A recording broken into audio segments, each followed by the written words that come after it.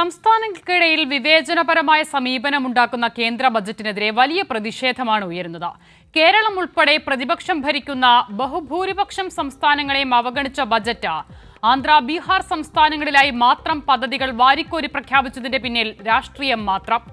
ഒപ്പം നിൽക്കുന്നവർക്ക് മാത്രം എല്ലാം വാരിക്കോരി നൽകുമെന്ന വെല്ലുവിളിയോ അതോ കസേര സംരക്ഷിക്കാൻ ഖജനാവിനെ ഉപയോഗപ്പെടുത്തലോ? രണ്ടിലേതായാലും അത് ഫെഡറൽ സംവിധാനത്തിന് ഏൽപ്പിച്ച പോറൽ എങ്ങനെ പരിഹരിക്കും? 2014 വിഭജിച്ച ആന്ധ്ര സംസ്ഥാനത്തിന്റെ വികസനത്തിന് എന്തെങ്കിലും കൊടുക്കണമെങ്കിൽ സർക്കാരിനെ താഴെയിടാൻ മാത്രം വലിയ ശക്തിയായി അവിടുത്തെ ഭരണം മാറണോ? പ്രതിപക്ഷ സംസ്ഥാനങ്ങളെ അവഗണിച്ച എത്ര നാൾ ഇങ്ങനെ മുന്നോട്ടു പോകാനാകും? ഈ വിഷയം ഇന്ന് ന്യൂസ് ആൻഡ് വ്യൂസ് ചർച്ച ചെയ്യുമ്പോൾ അതിഥികളായി ചേരുന്നത് വി ശിവദാസൻ MP CPIM-ൽ നിന്നും, ഡോക്ടർ സോയ ജോസഫ് കോൺഗ്രസിൽ നിന്നും, പ്രിഞ്ചു മഹാദേവ BJP നേതാവ്, ജോർജ് ജോസഫ് സാമ്പത്തിക രംഗത്തെ വിദഗ്ധൻ എന്നിവരാണ്.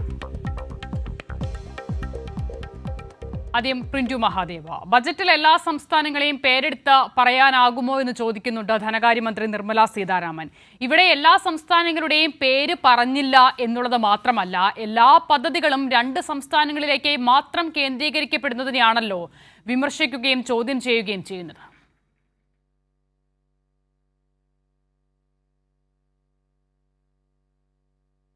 പ്രിന്റുവിലേക്ക് മടങ്ങി വരാം. ഇപ്പോൾ ശ്രീ ജോർജ് ജോസഫിലേക്ക് പോവുകയാണ്. ജോർജ് ജോസഫ്, ഇന്നിപ്പോൾ പാർലമെന്റിൽ ബജറ്റിന് പിന്നാലെ നടന്ന ചർച്ചകളിലൊക്കെ വലിയ തരത്തിൽ പ്രതിപക്ഷത്തിനെതിരെ കേന്ദ്ര ധനകാര്യമന്ത്രി ആഞ്ഞടിക്കുന്നത് കണ്ടു. പ്രത്യേകിച്ചും കോൺഗ്രസിന്റെ മുൻകാല ബജറ്റുകളെ പറ്റി പറയുന്നു. ഒരു ബജറ്റിൽ എല്ലാ സംസ്ഥാനങ്ങളെയും പറയാനാകുമോ എന്ന് പറയുന്നു. പക്ഷെ വാസ്തവത്തിൽ അതുമാത്രമാണോ ഈ ബജറ്റിലെ പ്രശ്നം? എല്ലാ സംസ്ഥാനങ്ങളെ പറ്റി പറയുന്നില്ല എന്ന് മാത്രമല്ല, 2 സംസ്ഥാനങ്ങളിലായി മാത്രം ഇത് കേന്ദ്രീകരിക്കുന്നു. അത് ഭരണത്തെ താങ്ങി നിർത്താൻ പോകുന്ന സംസ്ഥാനങ്ങളും. അതിലൊരു നീതികേടില്ലേ? ഒരു പൊളിറ്റിക്കൽ ബജറ്റ് എന്ന് ഇതിനെ വിശേഷിപ്പിച്ചാൽ അത് തെറ്റാകുമോ? അല്ല, ഇന്ന് ധനമന്ത്രി നിർമ്മല സീതാരാമൻ പറഞ്ഞ മറുപടി, അവരുടെ ബോഡി ലാംഗ്വേജ്, അവരാക്രോശിക്കുന്ന രീതി, ഇതൊക്കെ നമ്മൾ പ്രത്യേകം കാണേണ്ട ഒരു കാര്യമാണ്. ഇവിടെ നമ്മൾ ഏതെങ്കിലും ഒരു സംസ്ഥാനത്തിൻ്റെ പേര് പറഞ്ഞില്ല എന്ന് പറയുന്ന അങ്ങനെ പറയാറുണ്ടോ? എല്ലാ സംസ്ഥാനങ്ങളുടെ പേര് പറയാൻ പറ്റുമോ എന്ന് ചോദിക്കുന്നത് വീണ്ടും ഒരു കളിയാക്കലാണ്. അങ്ങനെ അല്ലല്ലോ ഈ ബഡ്ജറ്റിനെ വിമർശിക്കുന്നവർ ഉന്നയിക്കുന്ന കാര്യം അതല്ല. ഈ ബഡ്ജറ്റ് പ്രസംഗത്തിൻ്റെ ഇൻട്രൊഡക്ഷനിൽ ജമ്മു കാശ്മീർ മുതൽ പോണ്ടിച്ചേരി വരെയുള്ള എല്ലാ സംസ്ഥാനങ്ങളിലെ പേര് പറഞ്ഞ് തുടങ്ങണമെന്നല്ല ഉദ്ദേശിക്കുന്നത്. ആ അർത്ഥത്തിലല്ല വിമർശനം ഉന്നയിക്കുന്നത്. പക്ഷെ തിരിച്ചും മറുപടി പറഞ്ഞത് എങ്ങനെയാണ്? അങ്ങനെ ആരെങ്കിലും എല്ലാ സംസ്ഥാനങ്ങളുടെയും പേര് പറഞ്ഞിട്ടുണ്ടോ? എല്ലാ സംസ്ഥാനങ്ങളുടെയും പേര് പറയാൻ പറ്റുമോ? ഇതൊക്കെ സാമാന്യ ബുദ്ധിയുള്ളവർക്ക് അറിയാവുന്ന കാര്യമല്ലേ. അങ്ങനെയല്ല ഒരു ബഡ്ജറ്റെന്ന്. പക്ഷെ ബഡ്ജറ്റ് ഉടനീളം ചെയ്തിരിക്കുന്നത് എന്താണ്? ബഡ്ജറ്റ് ഉടനീളം ഒരു രാഷ്ട്രീയമായ നിലനിൽപ്പിനും രാഷ്ട്രീയമായ ഭരണം സംരക്ഷിക്കുന്നതിനും വേണ്ടിയിട്ടുള്ള കൃത്യമായ ഒരു അപകടകരമായിട്ടുള്ള ഒരു സമീപനം ബഡ്ജറ്റ് പുലർത്തുന്നു. മാത്രവുമല്ല, അതിൻ്റെ ഏറ്റവും വലിയ പ്രത്യേകത എന്ന് പറയുന്നത്, ഇന്ത്യയുടെ ചരിത്രത്തിൽ ഇതുവരെ ഇത്തരത്തിലൊരു ബഡ്ജറ്റ് ആരും അവതരിപ്പിച്ചിട്ടില്ല. അങ്ങനെ ഒരു ബഡ്ജറ്റ് ഒരുപക്ഷെ ലോകത്ത് എവിടെയെങ്കിലും അങ്ങനെ ആ രീതിയിൽ അവതരിപ്പിക്കുക. അതായത് രാജ്യത്തിൻ്റെ ജനങ്ങളുടെ നികുതി പണം എടുത്തുണ്ടാവുന്ന രാജ്യത്തിൻ്റെ സമ്പത്ത്, രാജ്യത്തിൻ്റെ വരുമാനം തങ്ങളുടെ കസേര ഉറപ്പിക്കുന്നതിന്, അധികാരം ഉറപ്പിക്കുന്നതിന് വേണ്ടി ഏതെങ്കിലും 2 സംസ്ഥാനങ്ങൾക്ക് മാത്രമായിട്ട് തന്നിഷ്ടം പോലെ വീതിച്ച് നൽകുക എന്ന് പറയുന്നൊരു സമീപനത്തിലേക്ക് പോകുമ്പോൾ നമുക്കതിനെ ബഡ്ജറ്റ് എന്ന് പോലും വിളിക്കാൻ കഴിയില്ല. എന്നിട്ട് ക്രൂരമായ രീതിയിൽ പരിഹസിക്കുകയാണ്. അങ്ങനെ എല്ലാ രീതിയിലും എല്ലാവരുടെയും പേര് പറയാൻ പറ്റുമോ? അങ്ങനെ പേര് പറഞ്ഞിട്ടുള്ള ബഡ്ജറ്റ് നിങ്ങളുടെ കോൺഗ്രസ് ഗവൺമെൻറ് അവതരിപ്പിച്ച ബഡ്ജറ്റുകളൊന്നും എടുത്ത് കാണിക്കൂ എന്നൊക്കെ പറയുന്നത് ഒരുതരം വല്ലാത്തൊരു പരിഹാസമായിട്ടാണ് അത് നമുക്ക് വിലയിരുത്താൻ കഴിയുള്ളൂ. അത്തരത്തിലേക്ക് ആ ഒരു ലെവലിലേക്ക് പോയിരിക്കുകയാണ്. ഈ ബഡ്ജറ്റിനകത്ത് യാതൊന്നും ഇല്ല എന്നുള്ളത് വേറൊരു വശം. കാരണം എന്ന് വെച്ചാൽ രാജ്യത്തിൻ്റെ പൊതുവായ പ്രശ്നങ്ങൾ, പണപ്പെരുപ്പവും വിലക്കയറ്റവും രൂക്ഷമാവുന്നു. കഴിഞ്ഞ 1-2 വർഷത്തിനിടയിലായിട്ടുള്ള പണപ്പെരുപ്പവും വിലക്കയറ്റവും നമുക്കെല്ലാവർക്കും അറിയാം.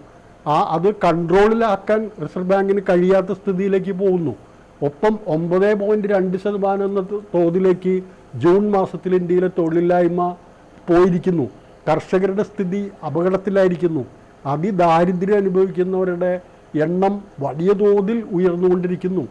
അതുപോലെ തന്നെ റിച്ച് ക്ലാസ്, പാവപ്പെട്ടവരും പണക്കാരും തമ്മിലുള്ള ഡിവൈഡ്, അവരുടെ ആ വിടവ് വല്ലാതെ ഇന്ത്യയിൽ വളർന്നു വരുന്നു. ഇതൊക്കെ ഉയർത്തുന്ന പ്രശ്നങ്ങളെ ഒന്നും ബഡ്ജറ്റ് അഡ്രസ്സ് ചെയ്യുന്നില്ല. ബഡ്ജറ്റ് അതിന് പകരം എന്താണ്, ആമുഖത്തിൽ കുറേ കോടികൾ കൊടുത്തിരിക്കുന്നു. 1.52 ലക്ഷം കോടി രൂപ കാർഷിക മേഖലയ്ക്ക്, 4.1 കോടി യുവാക്കൾക്ക് 5 വർഷം കൊണ്ട് തൊഴിൽ നൽകും. അതുപോലെ ഒരു പാരാവാരം കണക്ക് അങ്ങനെ പ്രഖ്യാപനം നടത്തുകയാണ്. ആ പ്രഖ്യാപനം എന്താ? പ്രഖ്യാപനങ്ങളെല്ലാം പിറ്റേ ദിവസത്തെ മാധ്യമങ്ങൾക്ക് ഹെഡ്ലൈനാണ്. ഇത് നിർമ്മല സീതാരാമൻ്റെ കഴിഞ്ഞ 6 ബഡ്ജറ്റുകളിലും കാണുന്ന കാര്യങ്ങളാണ്. മുദ്രാവാക്യ സമാനമായിട്ടുള്ള, തങ്ങളുടെ പാർട്ടിയുടെ അണികളെ തൃപ്തിപ്പെടുത്തുന്നതിനുള്ള തരത്തിലുള്ള മുദ്രാവാക്യ സമാനമായിട്ടുള്ള ചില പ്രഖ്യാപനങ്ങളും ചില ടാഗ് ലൈനുകൾ പ്രചരണത്തിന് ഉപയോഗിക്കാൻ കഴിയുന്ന രീതിയിലുള്ള ചില കാര്യങ്ങൾ, അതായത് ആ രീതിയിൽ ഭാരതം അങ്ങനെ അമൃത വർഷം അങ്ങനെയൊക്കെയുള്ള ചില ടാഗ് ലൈനുകൾ ഉപയോഗിക്കുന്ന രീതി ആണ്. ഈ നമ്മളറിയാം, നമുക്ക് ഇതുപോലെ തന്നെ ഇപ്പോൾ പറഞ്ഞിട്ടുള്ള പ്രഖ്യാപനം എടുത്ത് നമ്മൾ പരിശോധിക്കുമ്പോൾ, മുമ്പ് ഒരു 2 കൊല്ലം മുമ്പ് നടന്നൊരു ബഡ്ജറ്റിൽ പറഞ്ഞത് കർഷകരുടെ വരുമാനം 2022-23 സാമ്പത്തിക വർഷത്തോടെ ഇന്നത്തേതിൽ നിന്നും ഇരട്ടിയാകും എന്നാണ്. ആരുടെ വരുമാനമാണ്, ഏത് കർഷകരുടെ വരുമാനമാണ് ഇരട്ടിയായിരിക്കുന്നത്? അപ്പോൾ കാർഷിക മേഖല അടക്കമുള്ള പ്രശ്നങ്ങൾ, റൂറൽ മേഖലയിൽ നിലനിൽക്കുന്ന ഗുരുതരമായ തൊഴിലില്ലായ്മയുടെ പ്രശ്നം, ഇതൊക്കെ അഡ്രസ്സ് ചെയ്യുന്ന കാര്യത്തിൽ പരാജയപ്പെടുന്ന ഒരു ധനമന്ത്രി, നിർമ്മല സീതാരാമൻ എന്ന് പറയുന്ന ധനമന്ത്രി ഇന്ത്യ കണ്ടിട്ടുള്ള വെച്ച് ഏറ്റവും പരാജയപ്പെട്ടുള്ള ധനകാര്യ മന്ത്രി തന്നെയാണെന്ന് നമുക്ക് വിലയിരുത്തേണ്ടി വരും. ആ ധനകാര്യമന്ത്രി എന്നിട്ട് ഈ രീതിയിൽ 26,000 കോടി രൂപ ഒരു സംസ്ഥാനത്തിന് നേരെ അനുവദിക്കുക, അത് ഡയറക്റ്റായിട്ട് അനുവദിച്ചിരിക്കുന്നു. പല പദ്ധതികളിലൂടെ ഈ സംസ്ഥാനങ്ങളിലേക്ക് എത്തിച്ചേരുന്നത് ഏതാണ്ട് 1 ലക്ഷം കോടി രൂപയ്ക്ക് അടുത്താണ്. ആന്ധ്രാപ്രദേശിന് വേറെ രീതിയിൽ പാക്കേജ് അനുവദിക്കുക. ഇതെല്ലാം ചെയ്യുമ്പോൾ മറ്റ് സംസ്ഥാനങ്ങളെ സംബന്ധിച്ചിടത്തോളം അവരെന്താണ് ചെയ്യേണ്ടത്?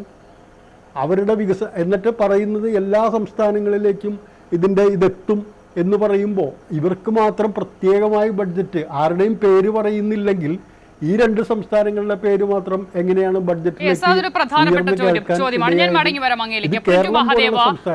അദ്ദേഹം ഏറ്റവും അവസാന ഭാഗത്ത് സൂചിപ്പിച്ചത് ഏറ്റവും പ്രധാനപ്പെട്ട ഒരു കാര്യമാണ്. മറ്റുള്ള സംസ്ഥാനങ്ങളെ കുറിച്ച്, പ്രത്യേകിച്ചും കേരളത്തെ കുറിച്ചൊക്കെ ചോദിക്കുമ്പോൾ മറ്റെല്ലാ പദ്ധതികളും കേരളം ഉൾപ്പെടെയുള്ള സംസ്ഥാനങ്ങളിലേക്ക് എത്തും, അതിന്റെ ഗുണഭോക്താക്കളായി എല്ലാ സംസ്ഥാനങ്ങളും മാറുമെന്ന് പറയുമ്പോൾ, അങ്ങനെയാണെങ്കിൽ ഈ 2 സംസ്ഥാനങ്ങൾക്ക് മാത്രം എന്തിനായിരുന്നു ഇത്ര വലിയ പരിഗണന? തീർച്ചയായും ഈ രാജ്യത്തിന്റെ സമഗ്ര വികസനത്തെ അടിസ്ഥാനമാക്കിയിട്ടുള്ള നരേന്ദ്രമോദിയുടെ 3ാം സർക്കാരിന്റെ ആദ്യത്തെ ബഡ്ജറ്റ് ഈ രാജ്യത്തിന്റെ വലിയ ദീർഘവീക്ഷണത്തിനുള്ള വികസനത്തിന് മുന്നോടിയായി ചെയ്യുന്ന കാര്യങ്ങളെ മുൻകൂട്ടി കണ്ടിട്ടുള്ളതാണ്. നേരത്തെ നമ്മൾ ധനകാര്യ വിദഗ്ധൻ നിർമ്മല സീതാരാമൻ ബഡ്ജറ്റ് അവതരിപ്പിച്ചു എന്നെങ്കിലും പറഞ്ഞതിൽ സന്തോഷം. അങ്ങനെയെങ്കിലും അദ്ദേഹം പറഞ്ഞില്ലോ. നേരത്തെ അദ്ദേഹം പറഞ്ഞ പ്രധാനപ്പെട്ട കാര്യം, ഈ ബീഹാറിലും ആന്ധ്രാപ്രദേശിലും എന്തിനാണ് നമ്മൾ ഇത്രമാത്രം പരിഗണന കൊടുക്കുന്നത് എന്നാണ് അദ്ദേഹം ചോദിച്ചത്. ഈ ബീഹാറിന്റെയും ആന്ധ്രയുടെയും പരിഗണന വിഷയം സുപ്രഭാതത്തിലല്ല. പ്രിന്റു മഹാദേവൻ, ഞാൻ മടങ്ങി വരാം. ശബ്ദം അത്ര ക്ലിയർ ആകുന്നില്ല, അതൊന്ന് പരിഹരിച്ച ശേഷം ഞാൻ അങ്ങയിലേക്ക് മടങ്ങി വരാം. ഇല്ലെങ്കിൽ പറയുന്ന കാര്യം മനസ്സിലാകുന്നില്ല പൂർണ്ണമായും, അതുകൊണ്ടാണ്. Shri V Sivadasan M P, വാസ്തവത്തിൽ പ്രിന്റു മഹാദേവിന്റെ അതിന്റെ ഉത്തരം എടുത്ത ശേഷം അങ്ങയിലേക്ക് വരാം എന്നുള്ളതായിരുന്നു എൻ്റെ ഒരു കണക്കുകൂട്ടൽ. പക്ഷേ പ്രിന്റു മഹാദേവ് പറയുന്നത് നിർഭാഗ്യവശാൽ കേൾക്കാനാകുന്നില്ല. പക്ഷേ എങ്കിൽ പോലും അദ്ദേഹം പറയുന്നത് ഇത്തരത്തിൽ എല്ലാ സംസ്ഥാനങ്ങൾക്കും തുല്യ പ്രാധാന്യമുണ്ട് എന്നും, മാത്രമല്ല ഈ നൈപുണ്യ വികസന പദ്ധതികൾ, MSME സെക്ടറിലെ പ്രഖ്യാപനങ്ങൾ, ഇതിൻ്റെയൊക്കെയും ഗുണഭോക്താക്കളായി കേരളവും സ്വാഭാവികമായി മാറും, അല്ലെങ്കിൽ കേരളത്തെ ആ തരത്തിൽ അവഗണിച്ചിട്ടില്ല, മാറ്റി നിർത്തിയിട്ടില്ല എന്നുള്ളതാണ്. ഇന്നിപ്പോൾ പാർലമെന്റിൽ ഈ വിഷയത്തിൽ നിർമ്മല സീതാരാമൻ നൽകുന്ന വിശദീകരണം, അതിലൊക്കെയും തൃപ്തരാകാൻ സാധിക്കുന്നുണ്ടോ?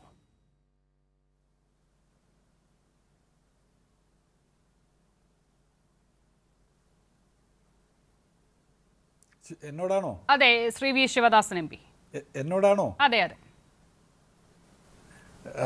കണക്ഷൻ്റെ പ്രശ്നം കൊണ്ടാണ്.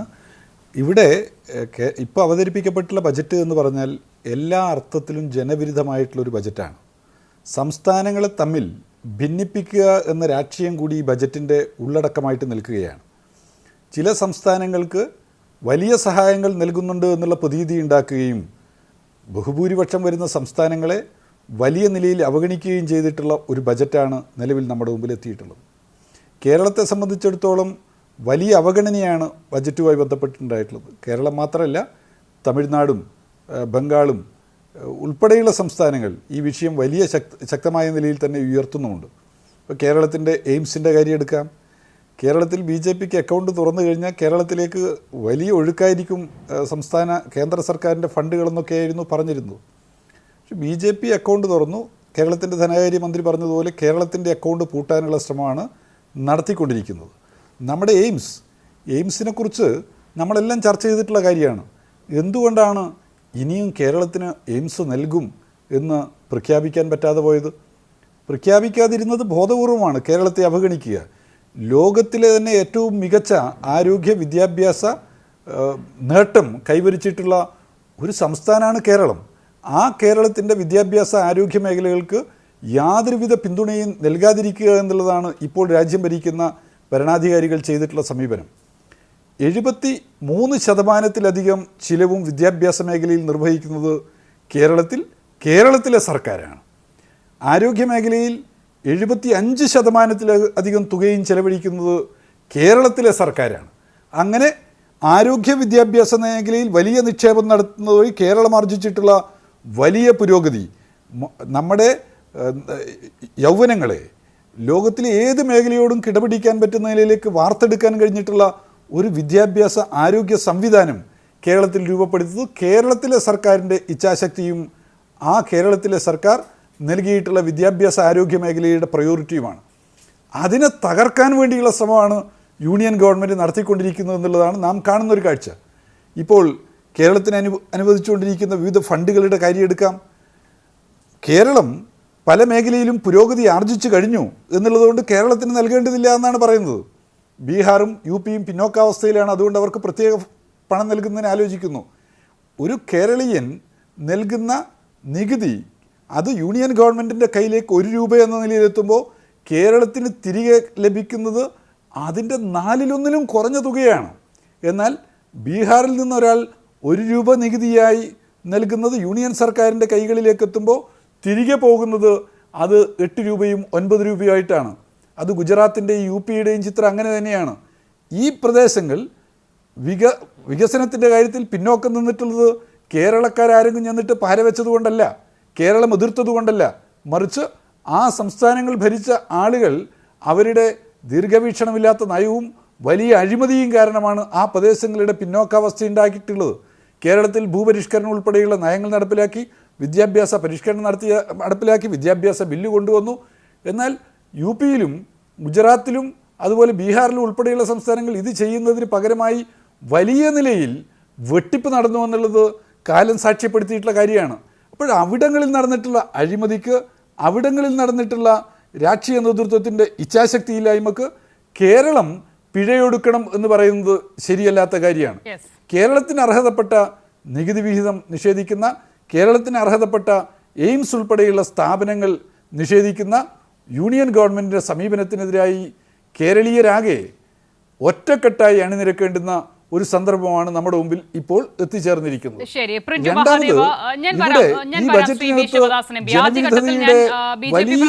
അഭിപ്രായം അതിലൊന്ന് എടുത്തോട്ടെ, അതിനുശേഷം ഞാൻ മടങ്ങി വരാം. ശ്രീ പ്രിന്റു മഹാദേവൻ, ഞാൻ ചോദ്യം ആവർത്തിക്കുന്നില്ല. അതിനോട് ചേർത്താണ് ശ്രീ V. ശിവദാസൻ കേരളത്തിന് ഈ ബജറ്റിൽ ഏത് നിലയിൽ അവഗണിക്കപ്പെട്ടിരിക്കുന്നു, ഏതൊക്കെ കാരണങ്ങളാൽ മാറ്റി നിർത്തപ്പെട്ടിരിക്കുന്നു എന്നുകൂടി വിശദീകരിക്കുന്നത്. അതുകൂടി ചേർത്ത് വെച്ച് ആദ്യത്തെ ചോദ്യത്തിന് കൂടി മറുപടി പറയാം.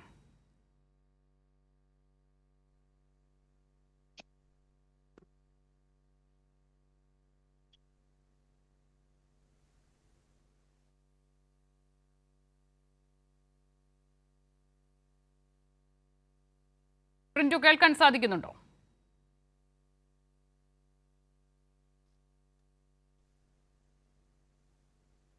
പറഞ്ഞോളൂ ശ്രീ പ്രിന്റു മഹാദേവ്.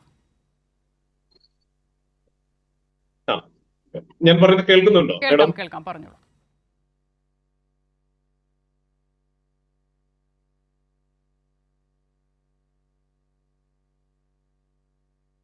റേഞ്ചുമായി ബന്ധപ്പെട്ട ചെറിയ പ്രശ്നമുണ്ട് എന്നാണ് മനസ്സിലാക്കുന്നത്. അത് പരിഹരിക്കപ്പെടുന്നില്ല. ഞാൻ മടങ്ങി വരാം. ഇപ്പോൾ കേൾക്കാം, പറഞ്ഞോളൂ.